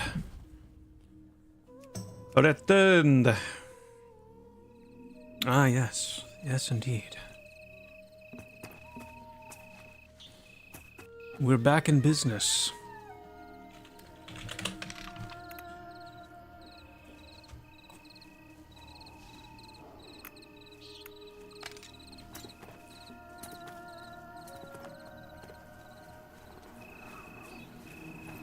All right, Glorf.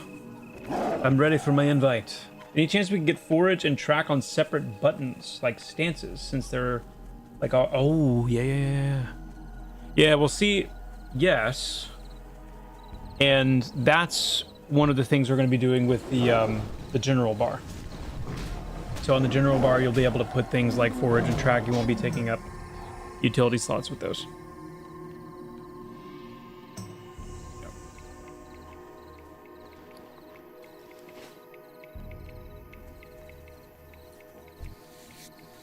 Glorf, I made you leader, so invite me when you can. And then, I've seen that as well. Logging out caused my character to get stuck for a while and couldn't log back, so maybe server related. Yeah, it could be. I know when,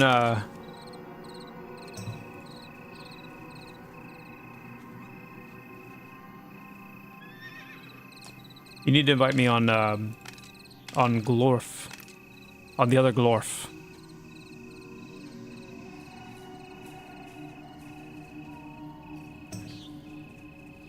Dude, Tarnok is such a cool dwarf name.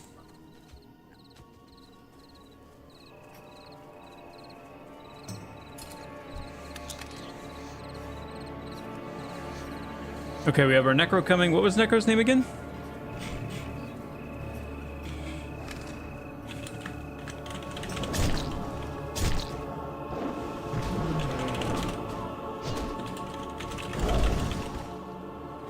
Need a spot for a healer.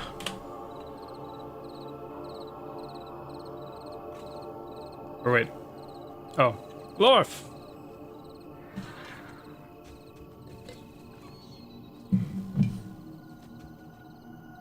Yeah.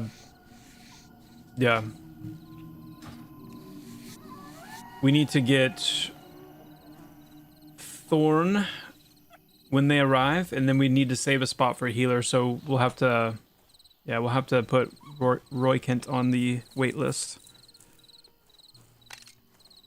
Dangle Wangle.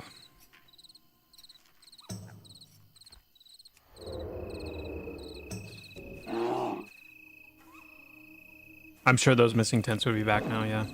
Whatever Unity was doing earlier, it was, yeah. Not happy. Not happy. Okay. It's very rare that it's hard to find a healer. Healers are one of the most abundant and common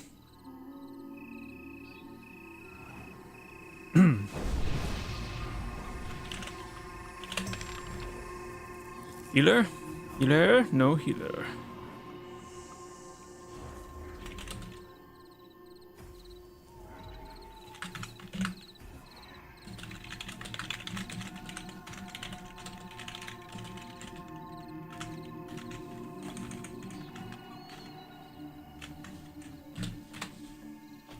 Looking for one more. Need healer for Gabi Caves, level 8 to 12. What's going on, Yaz? Good to see you.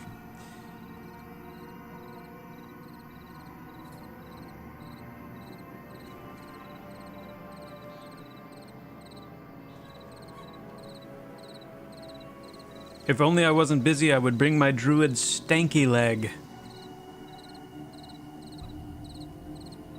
That sounds like an epic name right there. That must be an epic druid. Stanky Leg.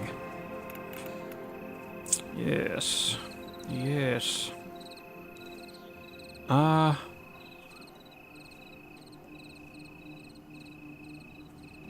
There's just not many healers on right now.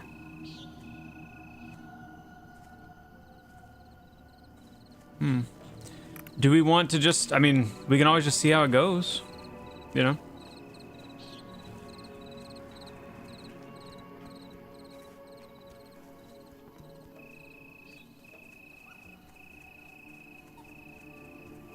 I mean, I could heal, I guess.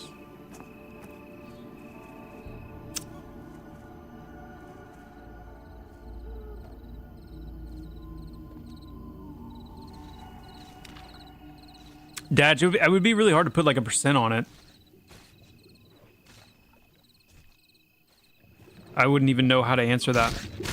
I mean, it's not like we're moving from like one class to the next and like fully finishing each one. So we're at whatever percentage we are for that class. It's more of kind of fleshing them all out to various degrees, like incrementally. So I don't know. I'd have to think about that. I'm sure it would be helpful for you guys though to quantify that, and I'll try to do that soon. Keep you guys posted as we move along. From a tech side of things, has there been any thought to a single world for NA with different ingest routes to promote east versus west latency? Curious if that may be a better setup for EA. It would be a much better setup, I think. It's going to come down to it's really a decision for our tech team and our tech director to make. Though I and others have been advocating for like a single server, kind of a for EA, there being like a single server, not worldwide, but have like a single like NA server, and then like a single, you know, EU server and a single Oceanic server.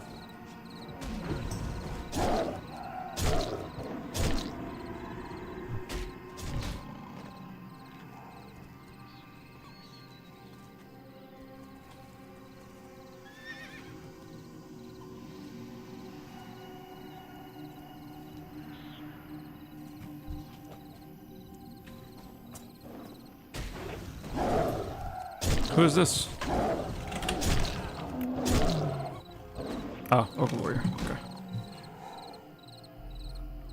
I mean, you know. No, Admagar's a warrior. Admogre.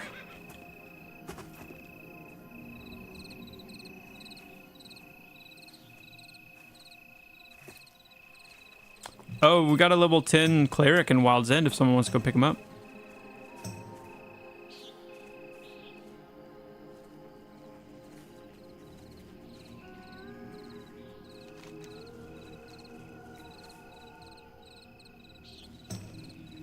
Dude, it'd be so tempting to do Ronin next. Not gonna lie. It would be very tempting.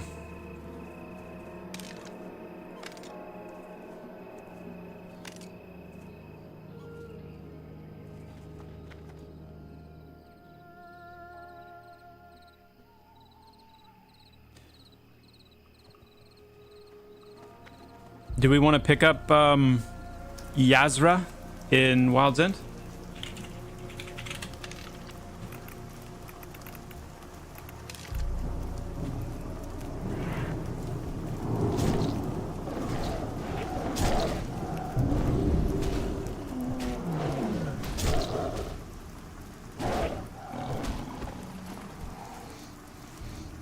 No, but we can come pick you up, Yaz. And by we, I mean I'm going to ask Glorf nicely if he would please.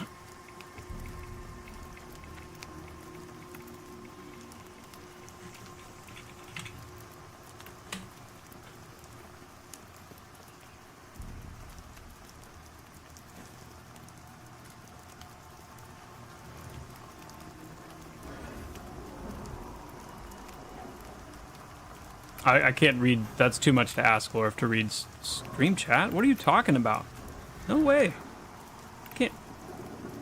Let's be at least a little bit realistic. If you, yeah, Yaz, if you could hop on your cleric, that would be huge. We would definitely take the cleric, and then it's going to be a lot easier to fill a different slot, a non-healer slot.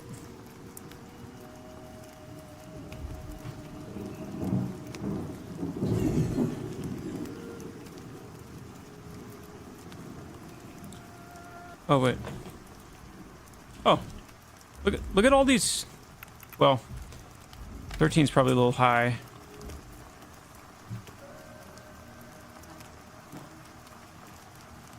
Yeah, we'll pick up Yaz. We good, but we do need one more. I guess we could give it to, what was the name of the mage that came? The summoner that came earlier?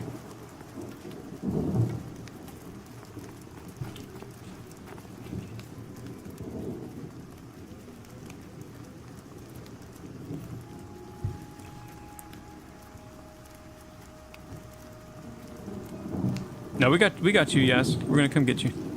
Are you in game right now on Yazra?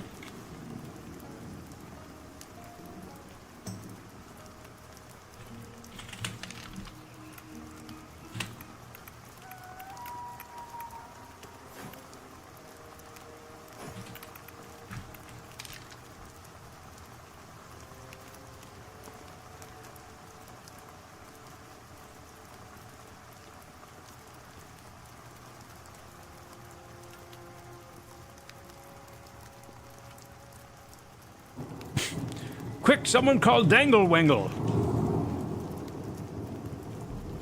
Okay. We're full with Yaz? Okay, perfect. Then yeah, we should be good.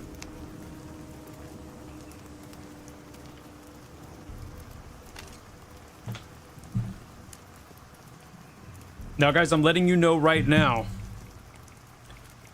Hold your breath. Hold on to your butts. I know this is crazy. I've got an hour and a few minutes because I have a hard stop for an important meeting.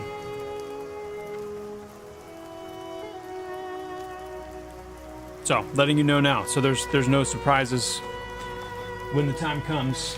Not that I've ever, like, you know.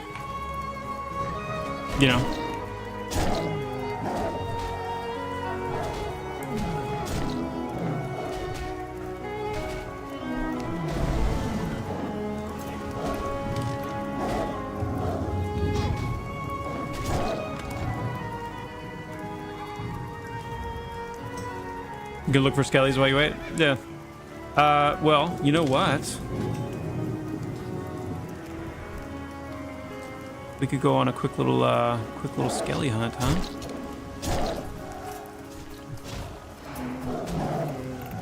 Once again, I've been playing with my graphics at like half mast, which is always nice.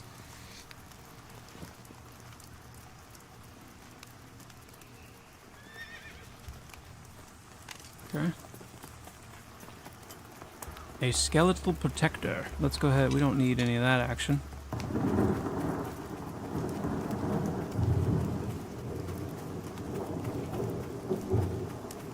Yes, druids are going to get a lesser form of tracking, yes. Yes, they shall.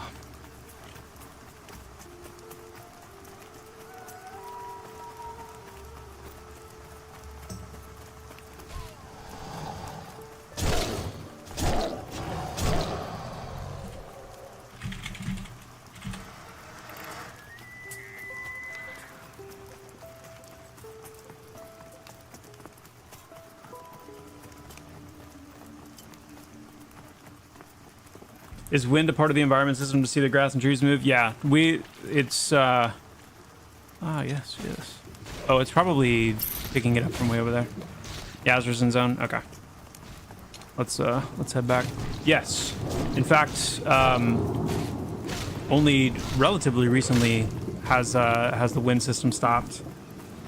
We're making some optimizations on the shader side, and that'll be coming back soon. But yeah, you'll see the grass and the trees and stuff moving in the wind again, and even more dynamically, because we want wind to actually be more of kind of a living system in the game, that whether you're sailing or gliding or things like that, that you'd be able to interact with wind.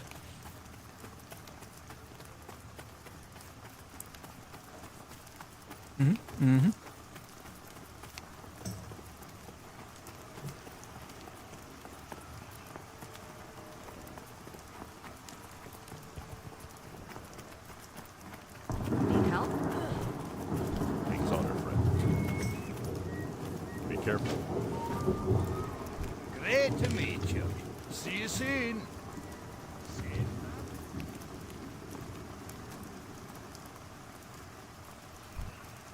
All right, guys. Like I said, this is kind of a little twink character, so I'm not. I am not. I'm okay. Like I don't want to like twink like crazy. Thank you so much, by the way. Who was that? Who was that? Ah.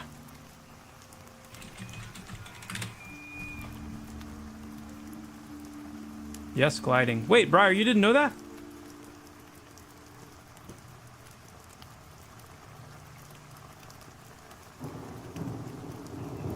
Huh.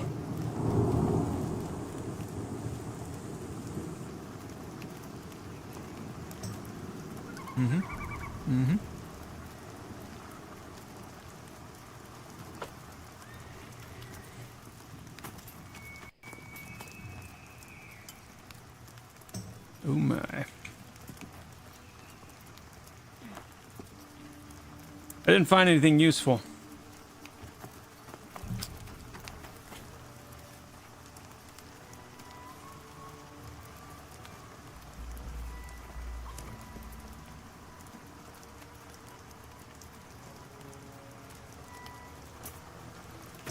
Will Titan be in the summer update March 4th, or is Titan still slated as obtained via mastery? Titan will come back in the spring.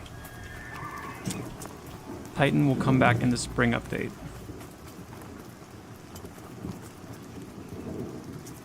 Look at the little guy. You'll be back, little guy.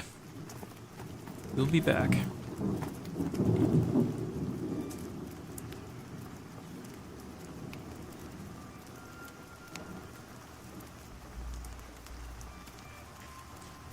Ronan is just a solo warrior. Ah, is it thou? Is it now?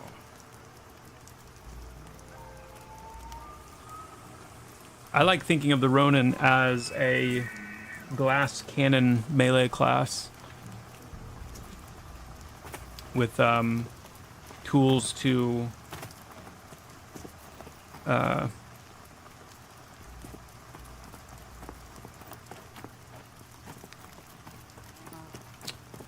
manage their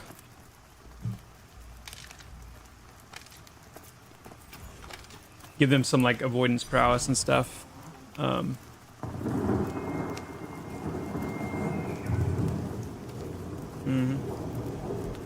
right, guys, we're ready.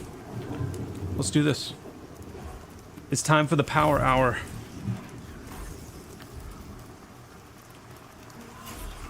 Will Titan look like Arnold since he'll be back?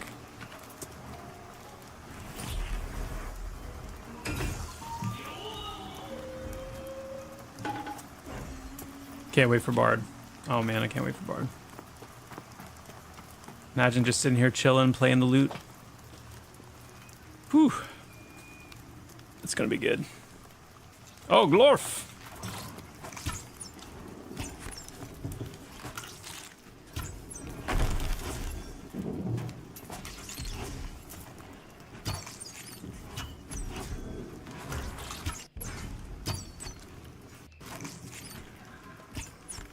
Look at the absolute shreddage. This bow's sick. Nice and fast.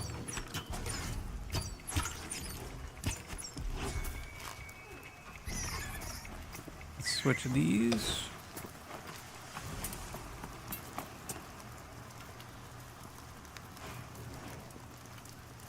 Yes. Yes.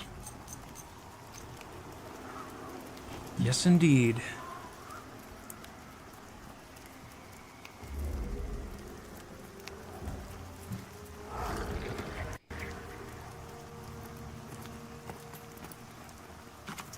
Yeah, quivers.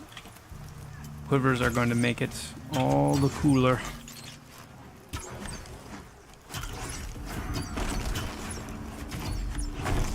Oh yeah, feels great.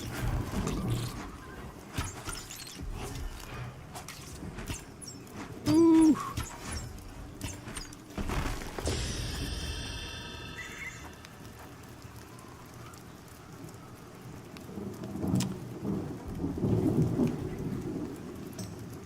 Not bad. Ancient Chilla, thank you. I'm back. I kind of like the quiver, like on the lower back, like hanging kind of angled across on the lower back. I don't know, what do you guys think about that? On the side? Yeah, the side's cool too.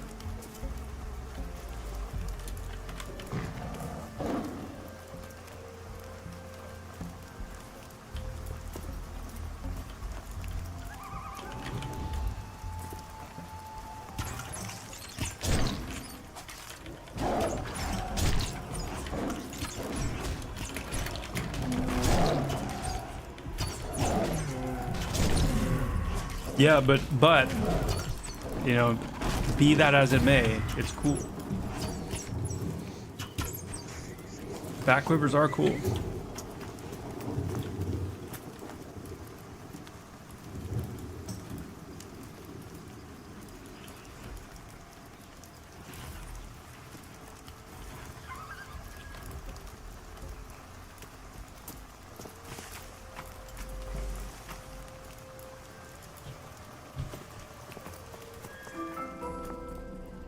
The cave's depth is felt already in the echo of distant shrieks. Yes.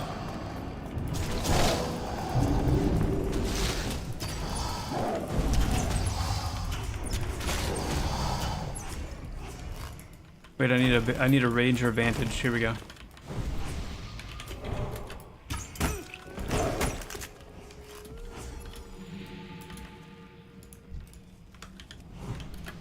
See that? Shooting right through the rocks.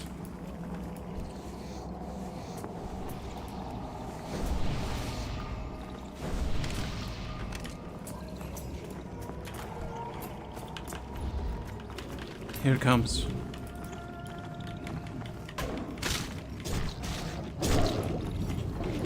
This is obviously a collider. There we go. Shoot right around the edge here.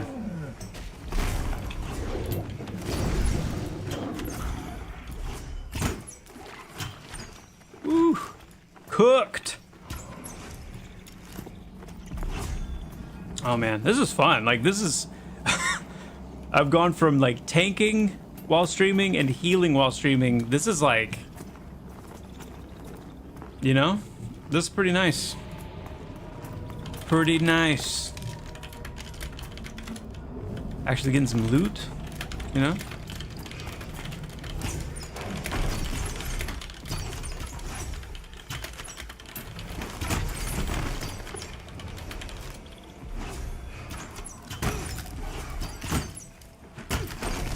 Ow. I'm just gonna go ahead and DPS through pressure plate, it's fine. It's all good. Ronin, isn't that like the name definition of a warrior without master in Japan feudal era? If I recall, like year 1700, samurai-ish? Yes.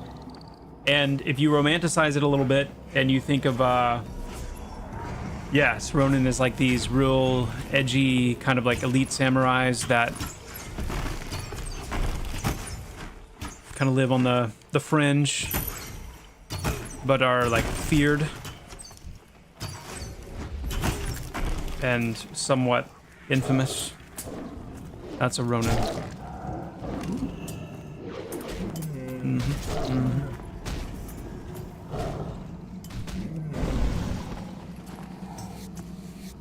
Ranger perch. Get on the ranger perch.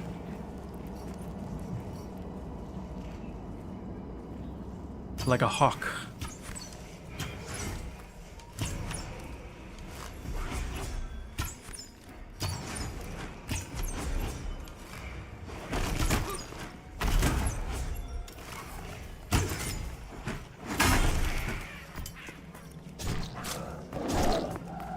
Yeah, don't slip. That's right. You would not want to slip in that situation, for sure. I've noticed a lot of people asking, by the way, about climbing and like how they don't like that they automatically latch onto things. And I just want to show you in the settings window. You go to cogwheel settings.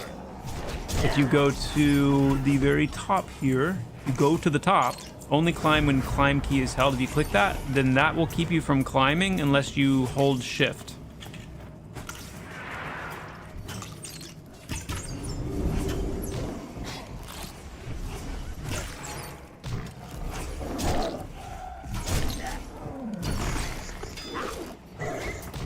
You can run against surfaces all you want. You won't climb it until you hold shift, and then you'll latch on.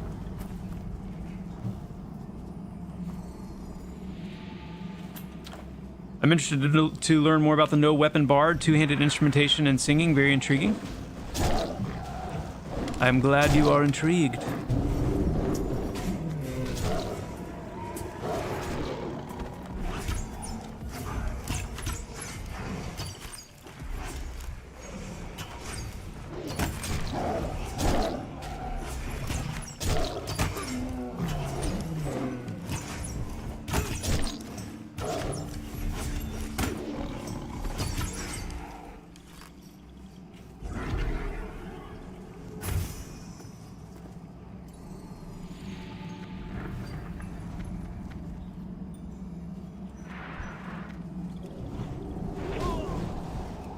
Yeah, yeah, I think Aragorn-ish, like Aragorn-like, would definitely be a good way to think of it.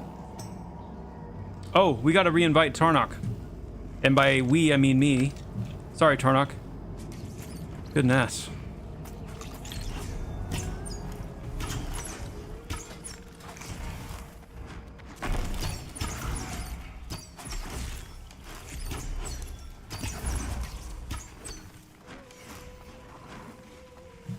Yeah, ninja class would be cool.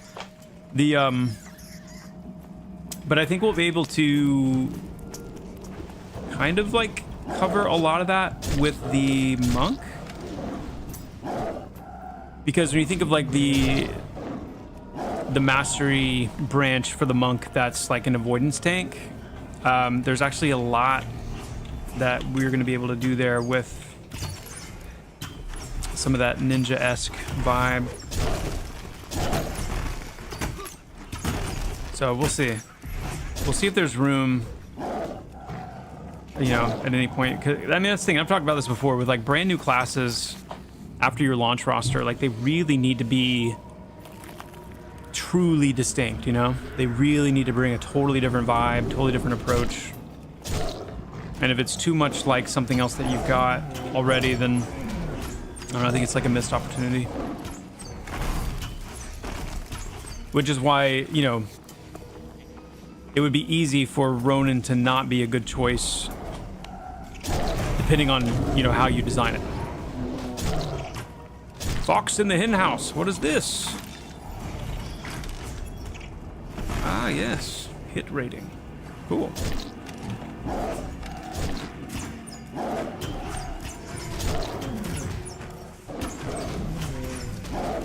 My favorite Thanksgiving meal. A fresh fox in the hen house.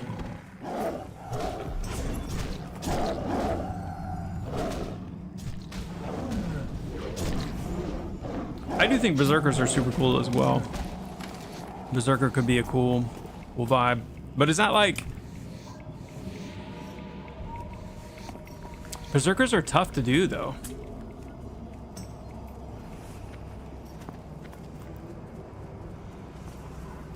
Like, depending on what kind of Berserker you're thinking of. Like, if it's the kind of Berserker where you're balancing, like, a low health, like a sustained low health, or you're kind of incentivized to dip your health down low to do more damage. Oh. Ding!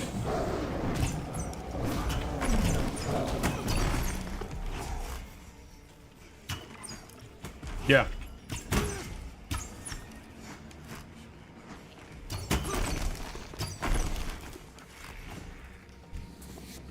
The tough part about Berserker is that specific aspect of the design where you have to design around being and staying low health. So it's like glass cannon, yes, but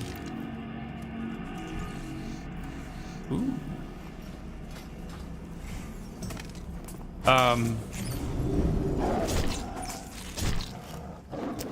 Glass cannon, yes, but you can't. So you have to take hits, but you can't take too many hits, or you die because you're already at low health and you're trying to stay at low health. So it's like, what kind of mechanics do you design around the ability to get low health and stay low health while avoiding like one-shots? It's tricky.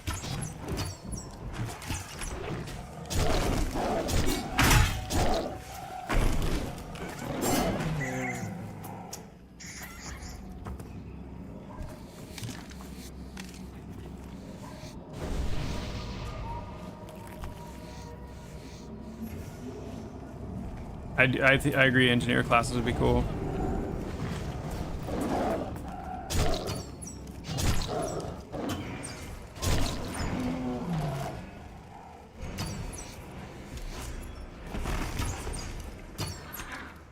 You saw the EQ Necro as a risk versus reward class? You mean just through like the Lich line?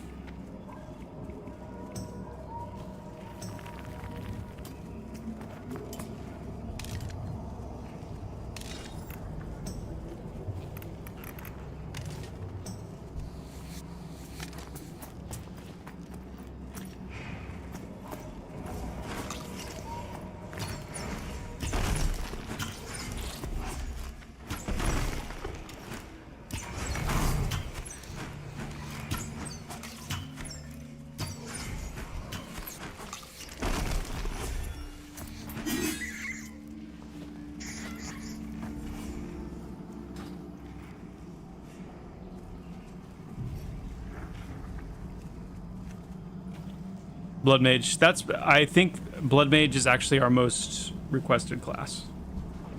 Hands down. And I'm really, really tempted to...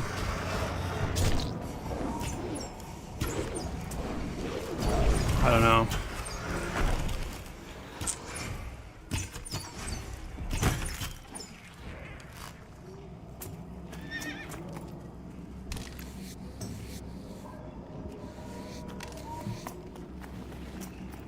Spellblade is coming, so Spellblade's going to be a branch of the wizard class, so Spellblade will be a thing.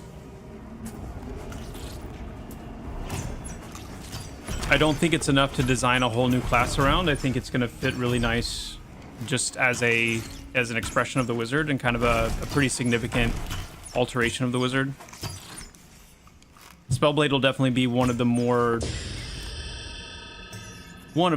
significant transformations that comes through Mastery. Because it's just such a different vibe.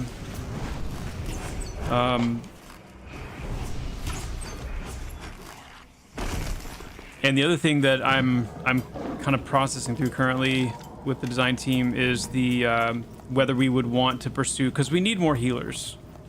We need more healers, and most MMOs benefit from having, you know, more healer types. It's one reason why we ended up opting for the Paladin healer for their other Mastery branch. But we have the option with Blood Mage being such a popular class. We have the option of creating a Blood Mage class.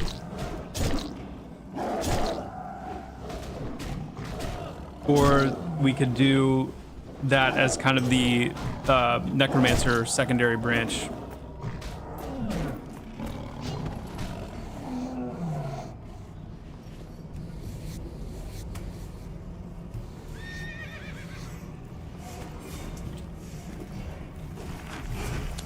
Because the whole thing about the Necromancer is, from the beginning, they were,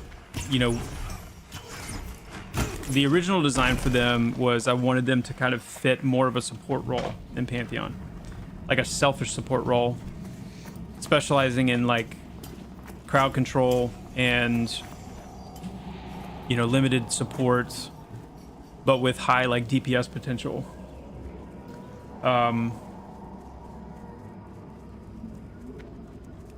So the fact that they have those kind of like support-based roots, like in the class's like design from the beginning, I think seeing them branch further into like a healer support with like a Blood Mage vibe would be totally doable.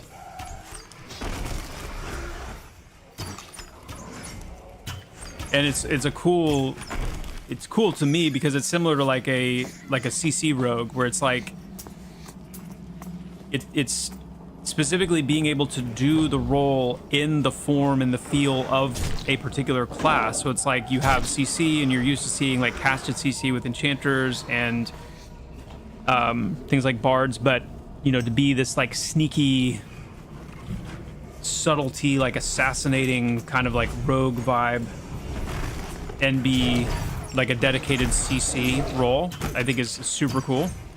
And same with Necro. I think Necro provides this really interesting angle for healing, and we can do a lot of really cool things. And I think honestly the Blood Mage playstyle fits really well with that. So, yeah.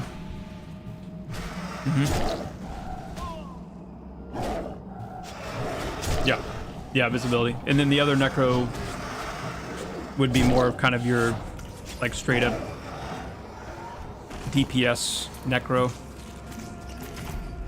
DPS and pet focused Necro. With some shared in between, because obviously pets are going to play a big part in their CC role as well.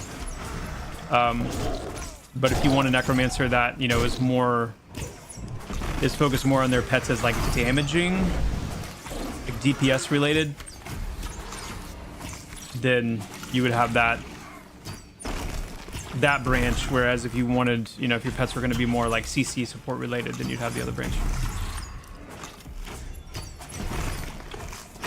So anyway, it's like I said, it's just something we're considering, because there is definitely like room for like Blood Mage is one of those classes that's like, yeah, you could totally make a new class out of that. And that would be a very worthy, you know, full class.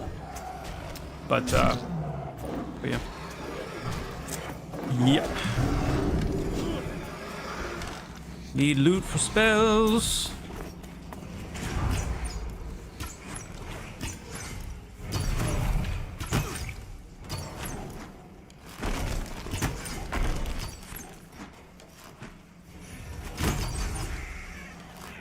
Well, Finn, it would be, so if we did that, and I was saying that it's something that which is something we're considering right now, because the Blood Mage heal style would actually work really well for the Necromancer. But if we did that, you would see their support, control, and healing in that branch, and you would see more of the true like DPS Necro in the other branch. So you would definitely still have that option.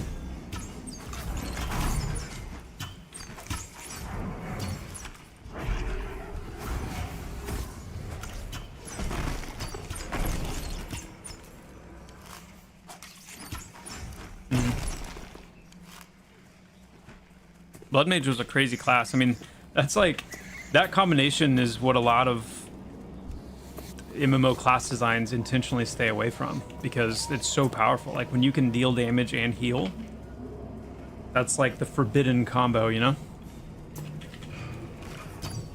It can be really hard to balance. With Mastery, is there a respec system or are the choices permanent? There is going to be a respec system, yeah. We don't want it to be, it's not going to be a dual spec thing where you can like lock in 2 totally different specs and then just switch on the fly. You will have to commit to a spec, but you can respec that at certain like specific NPCs in town for a scaling cost. The plan right now is for the cost to scale based on how large the respec is. So if you've got like a fully filled out mastery with like, you know, every single point, and then you want to respect that, that's going to be a lot more expensive than, you know, if you're like 10 or 20 points in and you want to respect.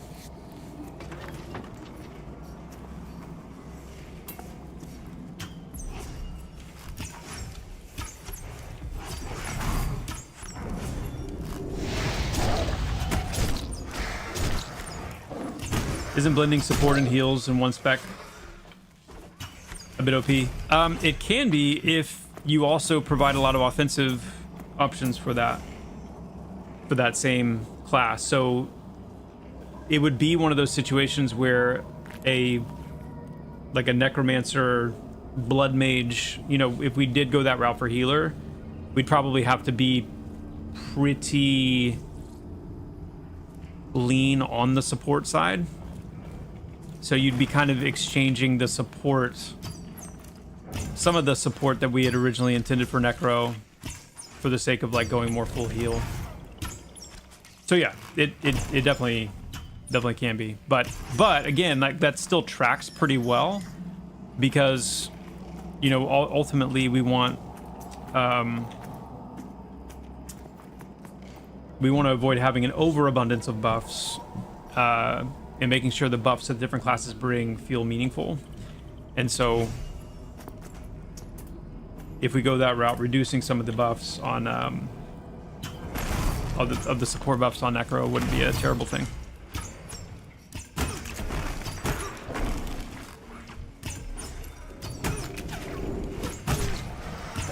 Tyreal, what do you said why? What are you asking why about?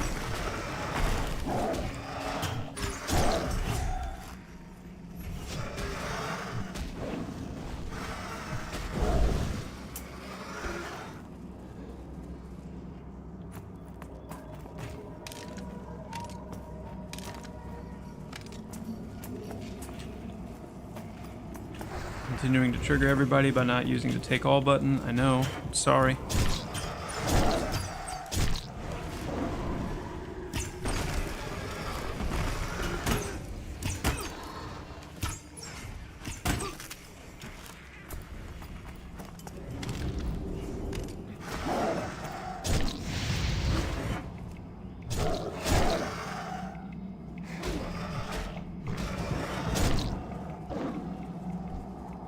Don't bend with the bear tallow.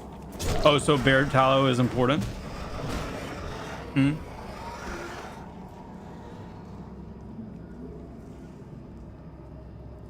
Oh, why make it harder to respec? Well,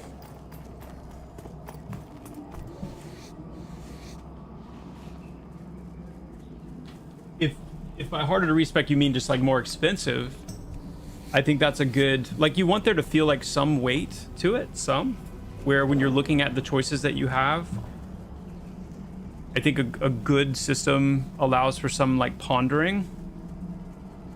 So it's not just, I'll try this and then wipe it and try this and then wipe it. Now, I mean, to be fair, what we do during early access might be a little different. Like we might not be as heavy-handed with it during early access as we will at launch, but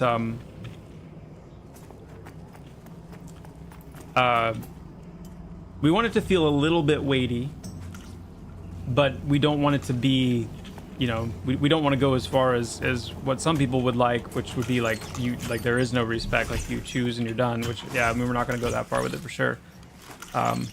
So I think needing to go to town to respec and having some like coin cost is, I think it's sufficient.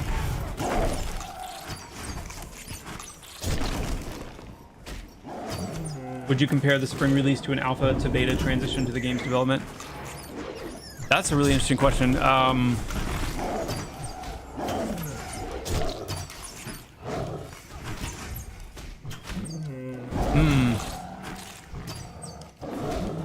I would say this is gonna this might trigger some people to say it like this, but to me it feels kind of like an alpha to pre-beta transition. There are still a couple of things system-wise that, for example, like the update to the quest perception system that we have planned is coming in summer.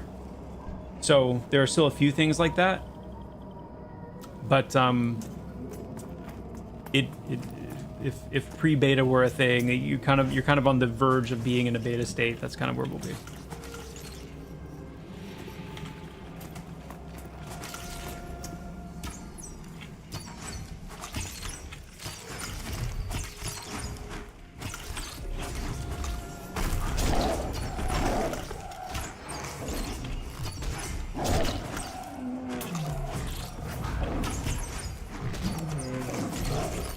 So, are you guys fully funded? Why ever would you ask? Hey, Adams? What forthwith couldst thou have achieved that curiosity? Ding! Are we fully funded?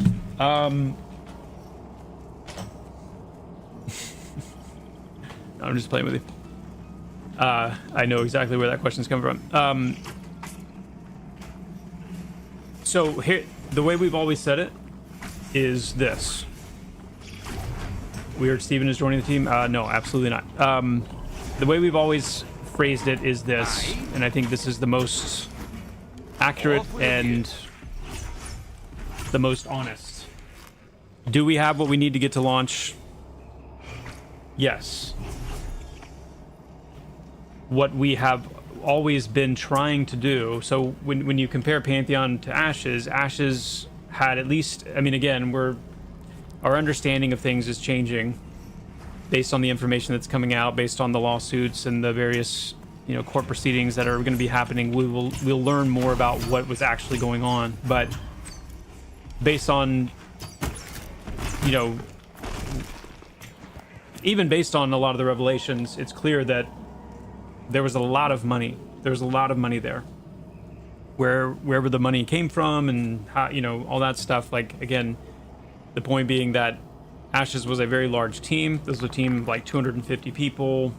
A lot of these developers were like, I mean, they had some like creme de la creme developers, very, very valuable, you know, highly paid people working on the game. Whereas we have had some injections of funding along the way from angel investors and some various different things, but we've never really kind of crossed out of that threshold of being like really scrappy, and you know, our resources being pretty much like hand to mouth in terms of like we need this single position very badly, so we need to, you know, see if there's any way we can make that specific hire. So I'm saying all this to say, yes, we are funded until launch, but there's the launch scope is fluid to some degree, because the more resources we have available to us, there is more than we want to do by launch. That will depend on like how much resources we have in kind of the timetable that we have. So we have an intended launch date goal, which I'm not going to say, like I'm not going to share that. We're not ready to share that yet, because again, things are still fluid, and you just never want to, I mean, yeah. I mean, even if you know, and like all the resources are there and everything's like, you still, there's a time to announce a launch date, and it's not now for us. But the more money that we have, the more resources that we have, the faster we can go getting the more that we want to get done to have a more full, robust launch. But we also have what we would call like an MVP, basically. A 1.0 MVP that we are going to be able to hit. So, yeah. Pantheon is, I mean, there's not a question there. Like, Pantheon absolutely will reach 1.0. We're taking the full use and the full help of this EA period to make the game better, to continue to flesh out our systems, make sure they're fun, make sure they resonate. We're definitely in that kind of march to launch now, so. How can the community help VR other than buy the game? Honestly, every time this question is asked, like, I keep coming back to the same thing. It is, these indie games are so dependent on that grassroots kind of like, just talking about it with people that you know that play MMOs. You know, when there's like, it's the kind of thing where, I mean, there's people that come into the stream all the time, especially, you know, since everything happened with Ashes, and they'll say things like, man, Pantheon, I stopped following this thing after the Kickstarter all those years ago, which, by the way, like, Pantheon's Kickstarter failed. We're a Kickstarter project, I guess you could say, because we did, you know, start things off with an attempted Kickstarter campaign. This was before I was on the team. It was not successful, so, but we've been largely crowdfunded since then. We've been crowdfunded all the way up until we launched EA, and when we launched EA, that's when we transitioned to, you know, just buying the game and all that. So my ADD kicked in. What was I saying? Where were we going? Safe travels. Oh yeah, how can you help?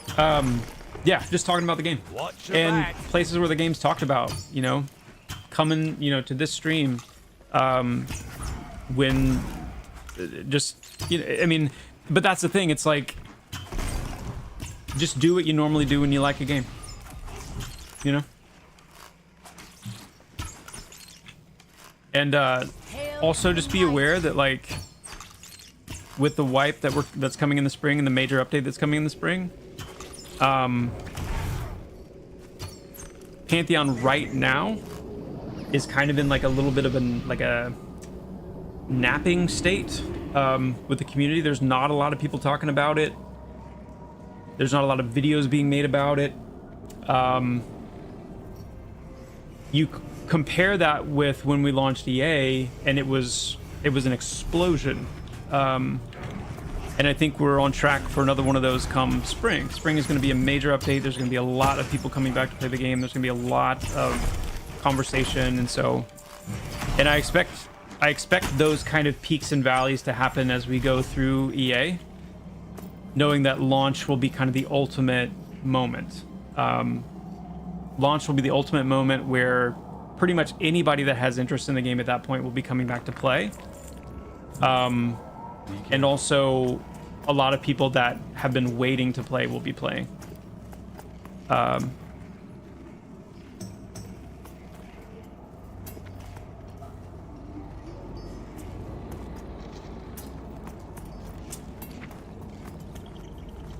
are we on time? We're good. We got about another like 15-20 minutes.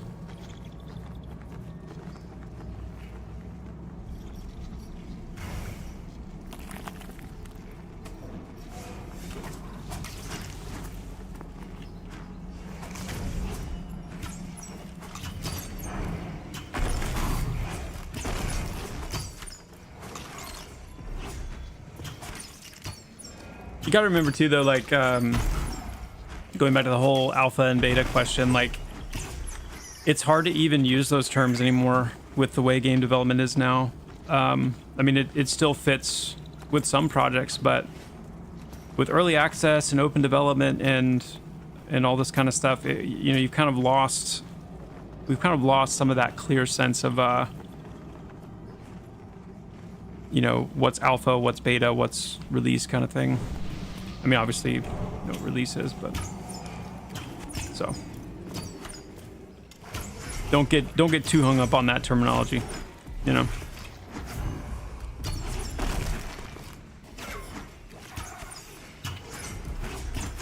Did we see an uptick in users? When? Do you feel it was a missed opportunity to pick up users, players when the AOC drama dropped? Not saying it was or not, just your thoughts.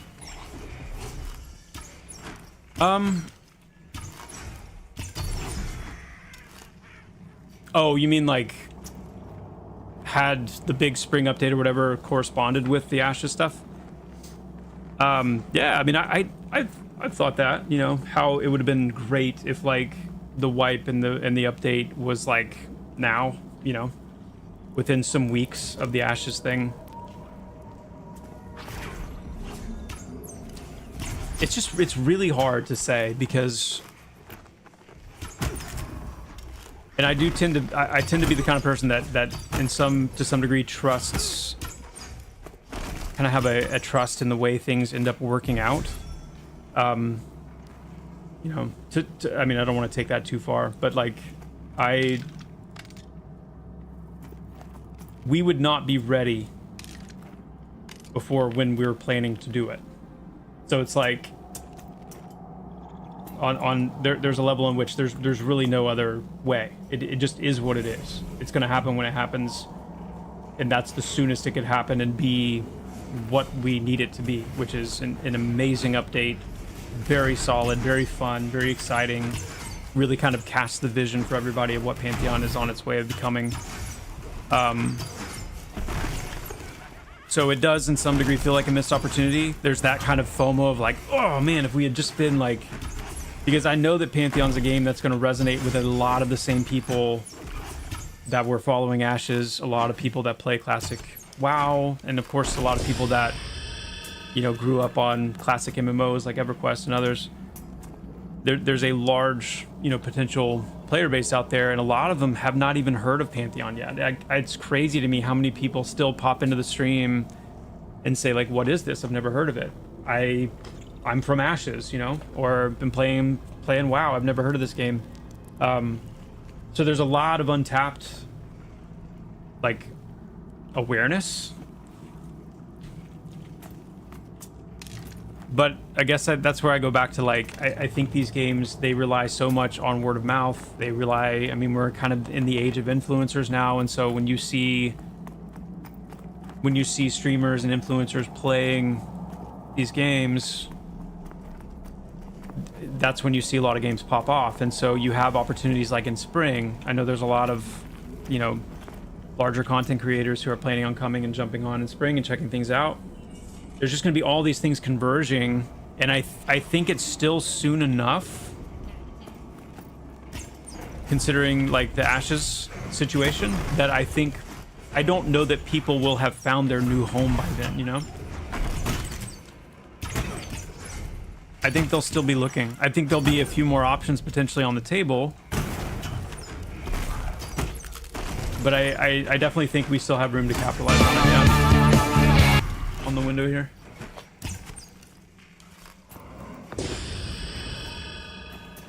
It's one of the reasons why I'm interested in this. I'm meeting we were planning on doing it next Thursday, but the founder, the leader of Scars of Honor, which is a very like WoW-like. I say this every time. I don't mean that as like a dismissive thing at all. I just mean it's you watch it and it's like, okay, I can see somebody who loves World of Warcraft and probably people who, you know, were really into Ashes, people especially who really love PvP. I could see them really getting into Scars of Honor. We're gonna do a stream together next week where we can both talk about our games and kind of get to know each other a little bit, and I think that'll be another good opportunity to introduce a lot more people to Pantheon and vice versa. I mean, you know, I think it'll be good, but yep. This might be a strange question, but do you think there's a reasonable limit for camera pull-out distance? In a lot of modern MMOs, you can zoom the camera so far out it feels like you're in the sky, and I think it really takes away from the immersion that made the older MMO worlds feel so special. Actually, like where your camera is right now. Any thoughts? I love closer cameras. In fact, I just recently caved at increasing the camera pull-out distance. So like right now, this is as far as you can go. This is max. I caved and increased that by a couple meters because there have been so many people that are like, I just feel like it's so close, so locked in. So I think there's a range in which you do want to give players as much sovereignty as you can with how they feel most comfortable. But I think there's also a point where when you cross it, it starts becoming more about like game leverage, like leveraging against the game, basically, to have such a far distance that you have just such a greater sense of like awareness. And Pantheon's really big on, because it's a classically spirited MMO, it's really big on danger and risk and things like that. And so we don't want to go so far with it that becomes just kind of like a way to cheese some of that. So I'm not ever going to like get to the point where we like lock players into something really tight. Even though for me, I like it, like I resonate with that. But we definitely are going to clamp it where it's not ridiculous. It's not like you're playing like an isometric game or anything.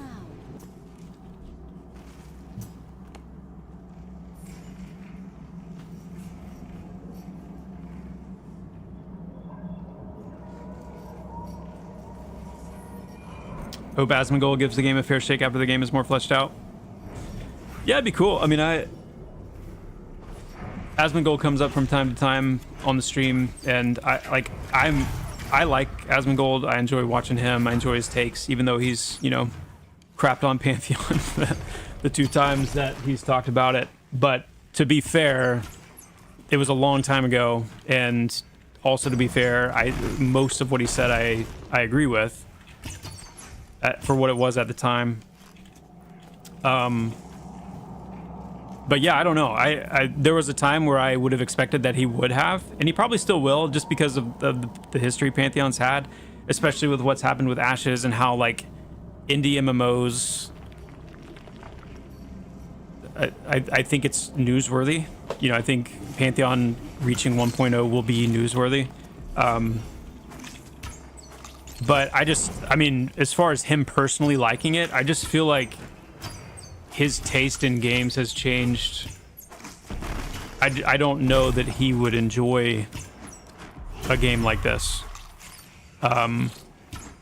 Just straight up, like, not because like having nothing to do with the quality of the game or like how well it's how good of an experience it is or whatever. I think it's more just I don't know that he'll ever play an MMO again. You know, who knows? But it seems like he's, I don't know, kind of MMO'd out.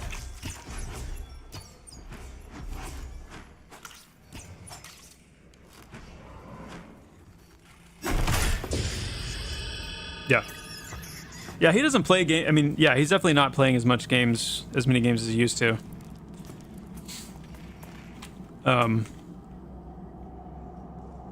And to be clear, like, you know, I don't, when I want to watch like a streamer playing games, Asmongold isn't my go-to. I like seeing his takes on certain games, and you know, it's more like catching takes and like hot clips and things like that more so than I don't like, yeah. But from what I've seen, and I generally like his takes, but from what I've seen, like, he's definitely not as on the gaming side as he once was. He's a WoW baby, he won't like Pantheon. Yeah, see, that's what I'm really curious about, though. Like, that's one of the big, I feel like, risks that we're taking, or kind of like banking on, is like the people that grew up on World of Warcraft are the people that played WoW when it was in its classic state. So they were there for the trilogy, right? Like Vanilla, Burning Crusade, and Wrath. And I feel like those 3 expansions largely, I feel like, captured and kind of held on to the magic of what WoW was in the beginning. And I think what Pantheon's trying to do, again, and some of you are like tired of hearing me say this, so I apologize, but like we're trying to bridge that gap, right? Of like, where did EverQuest leave off? Where did classic WoW begin? And how could that moment have had a handshake that ended up in an experience that didn't lose as much of the classic MMO that you lost? He's one of our lifetime members. Mama Waffles in the stream chat. Hi, Mom. The real Henry Lee. Lord PBH. Miserable Garbage. Roger, Joker, Clover Shroom. Dan Habiki, Milestar, Me and Me Animations. Final Fantasy, Stephen Lucas. Krell. Dave Repairs, Blade Corp. Everybody's here. The Dubs Club. Mark Oliver, Merlin, Jolt. What is up, man? Bad News to Cruz. Duffman, Hater Shack, Zombo, Jimbo Slice.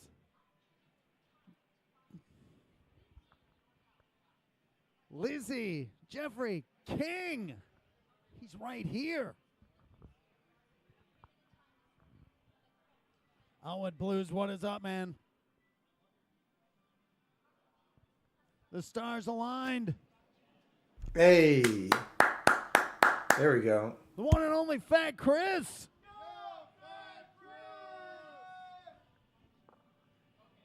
Thank you for being here, man. Pancreas. I was just talking to Elu about you. Hey guys, I'm going to take a little break and watch Galloping Ghost. I'll link it in the stream chat. GG's, I'll be back later. Wait, is that not working? Have a good one, guys. I will catch you in a bit. Peace. Creepy Corner.